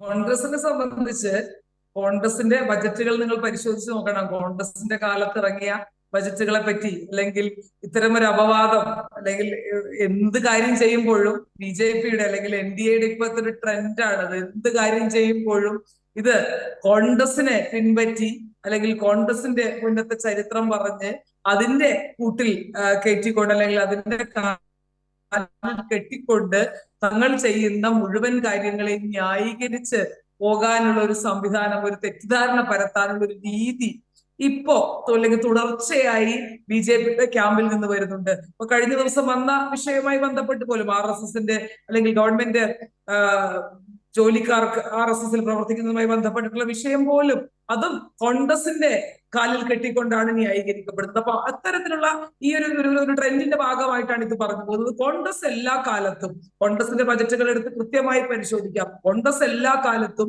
ഈ രാജ്യത്തെ ഏറ്റവും അധസ്ഥിതരായ മനുഷ്യരോടൊപ്പം ചേർന്നുകൊണ്ട് ഈ തൊഴിലുറപ്പ് പദ്ധതിയെ പറ്റി ഇന്ന് ഇവിടെ ചർച്ച ചെയ്ത തൊഴിലുറപ്പ് പദ്ധതി ഞാൻ കൂടുതലൊന്നും സംസാരിക്കുന്നില്ല. ഈ തൊഴിലുറപ്പ് പദ്ധതി എന്നുള്ള വാക്ക് ഞാനും നിങ്ങളും ഉൾപ്പെടെ ഈ ചർച്ചയിൽ പങ്കെടുത്ത മുഴുവൻ ആളുകളും കുറഞ്ഞ പക്ഷം ഒരു 50 തവണയെങ്കിലും ഉപയോഗിച്ച് കാണും. ഈ തൊഴിലുറപ്പ് പദ്ധതി എന്ന് പറയുന്നത് ഈ രാജ്യത്ത് കോവിഡിന്റെ കാലത്ത് പോലും ഈ രാജ്യത്ത് ഏറ്റവും പക്കലേക്ക് ഏറ്റവും കൂടുതൽ പണം, ലിക്വിഡ് ആയിട്ടുള്ള പണം എത്തിച്ച ഒരേ ഒരു പദ്ധതി അത് മഹാത്മാഗാന്ധി ഗ്രാമീണ തൊഴിലുറപ്പ് പദ്ധതിയാണ്. അത് കോൺഗ്രസിന്റെ കാലത്തുണ്ടാക്കിയതാണ്. അല്ലെങ്കിൽ കോൺഗ്രസ് ഇതിനേക്കാളും നിങ്ങൾക്കൊക്കെ അറിയാം, കോൺഗ്രസിന്റെ പിന്നെ UPA ഗവൺമെന്റുകൾ, ഒന്നാം UPA ഗവൺമെന്റും രണ്ടാം UPA ഗവൺമെന്റും വളരെ കൃത്യമായിട്ടുള്ള കോയലീഷൻ ഗവൺമെന്റുകളായിരുന്നു. അതിൽ BJPയേക്കാൾ കൂടുതൽ മറ്റ് അല്ലെങ്കിൽ സാങ്കേതികമായി മറ്റു പാർട്ടിയുടെ സ്വാധീനങ്ങൾ ഉണ്ടായിരുന്നു. പക്ഷെ അത്തരം സ്വാധീനങ്ങൾ ഉണ്ടായിരിക്കുമ്പോൾ പോലും ഈ രാജ്യത്തിന് എന്താണ് കൃത്യമായി വേണ്ടത് എന്നുള്ള ബോധ്യം കോൺഗ്രസിനുണ്ടായിരുന്നു. ആ ബോധ്യം മനുഷ്യരിലേക്ക് എത്തിക്കാനും ഈ പറയുന്ന തൊഴിലുറപ്പ് പദ്ധതി പോലെ ഈ രാജ്യത്തെ മുഴുവൻ മനുഷ്യരെയും കോവിഡ് കാലത്ത് ഉൾപ്പെടെ ഞാൻ നേരത്തെ പറഞ്ഞു ഏറ്റവും കൂടുതൽ ആളുകളിലേക്ക് പണം എത്തിക്കുന്ന സംവിധാനമായി അത് മാറിയത് കോൺഗ്രസിന്റെ കാലത്താണ്. അതിനെ നിങ്ങൾക്ക് നിഷേധിക്കാൻ കഴിയുകയില്ല. അപ്പൊ നിങ്ങൾ ഇതൊക്കെ പറഞ്ഞു വെക്കുമ്പോഴും എന്തെല്ലാം ദാരിദ്ര്യ നിർമ്മാർജ്ജനത്തിന് വേണ്ടിയുള്ള പദ്ധതികൾ, സ്ത്രീകൾക്ക് വേണ്ടിയുള്ള പദ്ധതികൾ, കുട്ടികൾക്ക് വേണ്ടിയുള്ള പദ്ധതികൾ, ഈ ബജറ്റ് ഞാൻ പ്രത്യേകിച്ച് ഈ പാനലിൽ ഇരിക്കുന്ന ഒരു സ്ത്രീ എന്ന നിലയിൽ ഞാൻ പറയുകയാണ്, സ്ത്രീകൾക്ക് വേണ്ടി എന്ത് പ്രത്യേക 3 ലക്ഷം കോടി എന്നുള്ളത് വെറുതെ പറഞ്ഞു വെക്കുന്നതല്ലാതെ പ്രത്യേകമായിട്ടൊരു പദ്ധതിയോ അതിനുവേണ്ടി എന്തെങ്കിലും ഒരു ഇനീഷ്യേറ്റീവോ, സ്ത്രീകൾക്കിടയിലെ തൊഴിലില്ലായ്മ പരിഹരിക്കാനുള്ള ഒരു ഇനീഷ്യേറ്റീവോ, അവരുടെ ആരോഗ്യ പ്രശ്നങ്ങളെ പറ്റിയിട്ടുള്ള എന്തെങ്കിലും തരത്തിലുള്ള ഇനീഷ്യേറ്റീവോ, മറ്റേതെങ്കിലും തരത്തിലുള്ള സോഷ്യൽ സെക്യൂരിറ്റി സ്കീമുകളോ ഒന്നും സ്ത്രീകൾക്ക് കൊടുത്തിട്ടില്ല. അപ്പം ഇവിടെ വരുന്ന അല്ലെങ്കിൽ പകുതി വരുന്ന ജനസംഖ്യയിൽ പകുതി വരുന്ന വോട്ടിംഗ് പെർസെന്റേജിൽ ആ മനുഷ്യരെ പോലും പരിഗണിക്കാനുള്ള ഒരു ശ്രമം BJP നടത്തിയിട്ടില്ല. കുട്ടികൾ, അതുപോലെ ദാരിദ്ര്യ നിർമ്മാർജ്ജനത്തിന് വേണ്ടിയുള്ള പദ്ധതികൾ, നേരത്തെ ആദിവാസി മേഖലയുമായി ബന്ധപ്പെട്ടുള്ള MSME പദ്ധതിയുമായി ബന്ധപ്പെട്ട് പറഞ്ഞു. അവിടെ അടിസ്ഥാന സൗകര്യങ്ങളുടെ അല്ലെങ്കിൽ അതിനുവേണ്ടി എത്ര അലോക്കേറ്റ് ചെയ്തിട്ടുണ്ട് അത് നമ്മൾ കൃത്യമായി പഠിക്കണം. നമ്മൾ അത്തരത്തിലുള്ള അടിസ്ഥാന സൗകര്യ വികസനങ്ങൾ കൊടുക്കാതെ മാൽന്യൂട്രീഷൻ ഉൾപ്പെടെയുള്ള പ്രശ്നങ്ങൾ നിലനിൽക്കുമ്പോൾ അതിനപ്പുറത്തേക്ക് ഇതൊക്കെ വെറുതെ പറഞ്ഞു വെക്കാനുള്ള കുറെ കാര്യങ്ങൾ പറയുകയാണ്. ഇപ്പൊ എയിംസുമായി ബന്ധപ്പെട്ട് കുറെ ആളുകൾ സംസാരിച്ചു. കേരളത്തിന്റെ അത്ര പോപ്പുലേഷനുള്ള ഒരു സ്റ്റേറ്റിൽ പോലും എയിംസ് ഇല്ലാതെയില്ല. കാരണം എല്ലാ സ്റ്റേറ്റുകളിലും കേരളത്തിന്റെ അത്ര പോപ്പുലേഷനുള്ള മുഴുവൻ ഇന്ത്യയിലെ സ്റ്റേറ്റുകളിലും എയിംസ് ഉണ്ട്. എന്തുകൊണ്ട് കേരളത്തിന് അനുവദിക്കപ്പെടുന്നില്ല എന്നുള്ള ചോദ്യം വീണ്ടും വീണ്ടും പറഞ്ഞു വെക്കുകയാണ്. ശരി, ഞാൻ സമയപരിമിതി കൊണ്ട് ഇടപെടുന്നു. പ്രിൻജു മഹാദേവ്, അപ്പോൾ ചുരുക്കത്തിൽ കേരളമൊന്നും ആവശ്യപ്പെടാത്തത് കൊണ്ടോ പദ്ധതികൾ മുന്നോട്ട് വെക്കാത്തത് കൊണ്ടോ അല്ല, മറിച്ച് കേരളത്തെ മാത്രം അല്ലെങ്കിൽ പ്രതിപക്ഷ സംസ്ഥാനങ്ങളെ മാത്രം ഇവിടെ മാറ്റി നിർത്തപ്പെട്ടിട്ടുണ്ടെങ്കിൽ അതിന് പിന്നിൽ കൃത്യമായ രാഷ്ട്രീയമാണ് എന്നുള്ളതാണ് ഈ ചർച്ചയുടെ അവസാന ഘട്ടത്തിൽ നമുക്ക് മനസ്സിലാകുന്നത്. അല്ല, ഇതിനകത്ത് രാഷ്ട്രീയമൊന്നുമില്ല, സുസ്ഥിരമായിട്ടുള്ള വികസനമാണ്. അതിനകത്ത് സ്റ്റാർട്ടപ്പ് പദ്ധതികൾ, ഇപ്പൊ മുദ്രാ ലോണുമായി ബന്ധപ്പെട്ട് 20 ലക്ഷമാണ് പരിധി ഈടില്ലാത്തത്. അതിൽ ഏറ്റവും കൂടുതൽ ഗുണഭോക്താക്കളായി രാജ്യത്ത് കിട്ടുന്നത് ഈ സ്ത്രീകൾക്കാണ്. ഏകദേശം 30 കോടി സ്ത്രീകൾക്കാണ് ഈ ലോണുമായി ബന്ധപ്പെട്ട്, മുദ്രാ ലോണുമായി ബന്ധപ്പെട്ട് ബജറ്റിലെ മുദ്രാ ലോണിന്റെ പ്രഖ്യാപനം തന്നെ വലിയ തട്ടിപ്പാണ്. മുദ്രാ ലോൺ 10 ലക്ഷം 20 ലക്ഷമാക്കി ഉയർത്തിയെന്നുള്ള ഒറ്റ കാര്യമല്ല അതിനുള്ളിലുള്ളത്. മുദ്രാ ലോണിന്റെ തന്നെ തരുൺ എന്ന് പറയുന്ന പദ്ധതിയിൽ ഇതിന് മുൻപ് ലോൺ എടുത്ത് വിജയകരമായി അടച്ചവർക്കല്ലേ അത് 20 ലക്ഷമാക്കി കൊടുത്തിരിക്കുന്നത്, അല്ലാതെ എല്ലാവർക്കും അല്ലല്ലോ. എന്നെ പറയാനൊന്ന് അനുവദിക്കൂ, ഒന്ന് പറയാൻ അനുവദിക്കൂ. കേരളത്തിൽ ഈ മൻമോഹൻ സിംഗ് ഭരിക്കുന്ന സമയത്ത് ഈ കേരളത്തിലെ സ്റ്റാർട്ടപ്പ് പദ്ധതികളിൽ ഗുണഭോക്താക്കളായിരുന്ന ആളുകളുടെ എണ്ണം എന്ന് പറഞ്ഞാൽ 1400 പേരാണ്. 10 വർഷത്തെ നരേന്ദ്രമോദി സർക്കാരിന്റെ ഭരണം വന്നതിന് ശേഷം ഈ കേരളത്തിൽ മാത്രം 7 ലക്ഷം ആളുകളാണ് സ്റ്റാർട്ടപ്പ് പദ്ധതികളുടെ ഭാഗമായിക്കൊണ്ട് രാജ്യത്തിന്റെ വികസനത്തിൽ പങ്കാളികളായിക്കൊണ്ട് മുദ്രാ ലോൺ അടക്കമുള്ള കാര്യങ്ങൾ പ്രയോജനപ്പെടുത്തിയിട്ട് ഇവിടെ ബിസിനസ് ചെയ്യുന്നത്. അത് ഈ രാജ്യത്തിന്റെ പുരോഗതിയാണ്. ഇപ്പൊ മുദ്രാ ലോണിനെ കുറിച്ച് മോശമായി പറഞ്ഞല്ലോ. മുദ്രാ ലോണിന്റെ 50% പങ്ക് പറ്റിക്കൊണ്ട് ഈ രാജ്യത്തിന്റെ വികസനത്തിൽ സംരംഭകരായി മാറിയത് സ്ത്രീകളാണ്. അത് നമ്മൾ മനസ്സിലാക്കണം. മുദ്ര ലോണിന്റെ ഗുണഭോക്താക്കളെ ഏറ്റവും കൂടുതൽ അതിന് വന്നിട്ടുള്ള സ്ത്രീകളാണ്. അപ്പൊ സ്ത്രീക്ഷേമമാണ് സർക്കാർ മുന്നോട്ട് വയ്ക്കുന്ന പ്രധാനപ്പെട്ട ഒരു ആശയം. പിന്നെ സ്വാഭാവികമായിട്ട് വലിയ വലിയ പ്രഖ്യാപനങ്ങൾ, റദ്ദിപ്പ് പ്രഖ്യാപനങ്ങൾ നടത്തി ഈ രാജ്യത്തെ അസ്ഥിരമാക്കാൻ ഞങ്ങൾ ശ്രമിക്കില്ല. സുസ്ഥിരമായുള്ള വികസനം അത് തന്നെയാണ് നരേന്ദ്രമോദി സർക്കാർ മുന്നോട്ട് വയ്ക്കുന്നത്. ഈ രാജ്യത്തെ കൃത്യമായിട്ട് മൂന്നാം ലോക സാമ്പത്തിക ശക്തിയാക്കി മാറ്റുക, 2040 വികസിത ഭാരതം എന്ന് പറയുന്ന സങ്കല്പത്തിലേക്ക് എത്തിക്കുക. സമയമില്ല, അവസാനത്തെ ഒറ്റ മിനിറ്റാണ്. അങ്ങനെ മൂന്നാമത്തെ സാമ്പത്തിക ശക്തിയാക്കി ഈ രാജ്യത്തെ മാറ്റണമെങ്കിൽ അതിന് ഉതകുന്ന എന്തുണ്ട് ബജറ്റിൽ? ഒരു മിനിറ്റിൽ പറഞ്ഞ് അവസാനിപ്പിച്ചോളൂ. മൂന്നാമത്തെ സാമ്പത്തിക ശക്തിയാക്കി മാറ്റുക എന്ന് പറഞ്ഞാൽ ആദിവാസി ജനവിഭാഗങ്ങൾക്ക് കൊടുത്തിരുന്ന ഫണ്ട് വെട്ടിക്കുറക്കുക എന്നുള്ളതല്ലല്ലോ അർത്ഥം. അങ്ങനെ ചെയ്യാൻ പാടില്ലല്ലോ.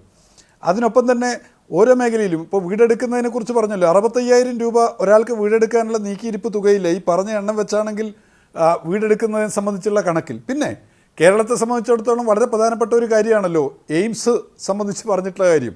കേരളത്തിൻ്റെ ഒരു മന്ത്രി പറഞ്ഞത് ആവശ്യത്തിന് കേരളത്തിൽ നിന്ന് കേന്ദ്രത്തിൽ ഇപ്പോൾ മന്ത്രിയായിരിക്കുന്ന ഒരാൾ പറഞ്ഞത് ആവശ്യത്തിന് ഭൂമിയില്ലാത്തതുകൊണ്ടാണ് അവിടെ കിലാനൂരിൽ കോഴിക്കോട് എയിംസ് അനുവദിക്കാത്തതെന്നാണ് പറഞ്ഞിട്ടുള്ളത്. കേരളത്തിൽ ഇപ്പോൾ കേരള സർക്കാർ എടുത്തു നൽകിയിട്ടുള്ള ഭൂമിയേക്കാൾ കുറച്ച് ഭൂമിയിൽ പ്രവർത്തിക്കുന്ന നരേന്ദ്രമോദിയുടെ നേതൃത്വത്തിലുള്ള സർക്കാർ എയിംസ് പ്രഖ്യാപിച്ചിട്ടുള്ള സ്ഥലങ്ങളുണ്ട് എന്നുള്ളത് ഓർമ്മിക്കുന്നത് നല്ലത്. പിന്നെ ബജറ്റിൽ എയിംസ് പ്രഖ്യാപിക്കാറില്ല എന്ന് പറഞ്ഞിട്ടുള്ള അങ്ങയോട് ചെറിയൊരു സൂചിപ്പിക്കൽ, ഒരു ഓർമ്മപ്പെടുത്തൽ നടത്തുന്നത് നരേന്ദ്രമോദി ഇതിനു മുമ്പ് അദ്ദേഹത്തിന് ഈ മന്ത്രിസഭ തന്നെ ഈ അദ്ദേഹത്തിൻ്റെ 2014 അധികാരത്തിൽ വന്നതിന് ശേഷം അദ്ദേഹം തന്നെ എന്ത് അനൗൺസ് ചെയ്തിട്ടുണ്ട്? ബജറ്റിൽ അദ്ദേഹത്തിൻ്റെ മന്ത്രിസഭയുടെ ബജറ്റിൽ അനൗൺസ് ചെയ്യപ്പെട്ടിട്ടുണ്ട്. അതിൽ നാഗ്പൂർ ഉൾപ്പെടെയുള്ള എയിംസ് അതിനകത്ത് ഉൾപ്പെടുന്നതാണ് എന്നുള്ളത് ഓർമ്മപ്പെടുത്തുന്നതാണ്. അതുകൊണ്ട് ബജറ്റിൽ പ്രഖ്യാപിക്കാറുണ്ട്. കേരളത്തിലാണെങ്കിൽ ആവശ്യത്തിന് ഭൂമിയുണ്ട്. പിന്നെ പറയുന്ന കൂട്ടത്തിൽ പ്രളയത്തെക്കുറിച്ച്, ബീഹാറിലുണ്ടായിട്ടുള്ള പ്രളയത്തെക്കുറിച്ച് പറയുകയുണ്ടായി.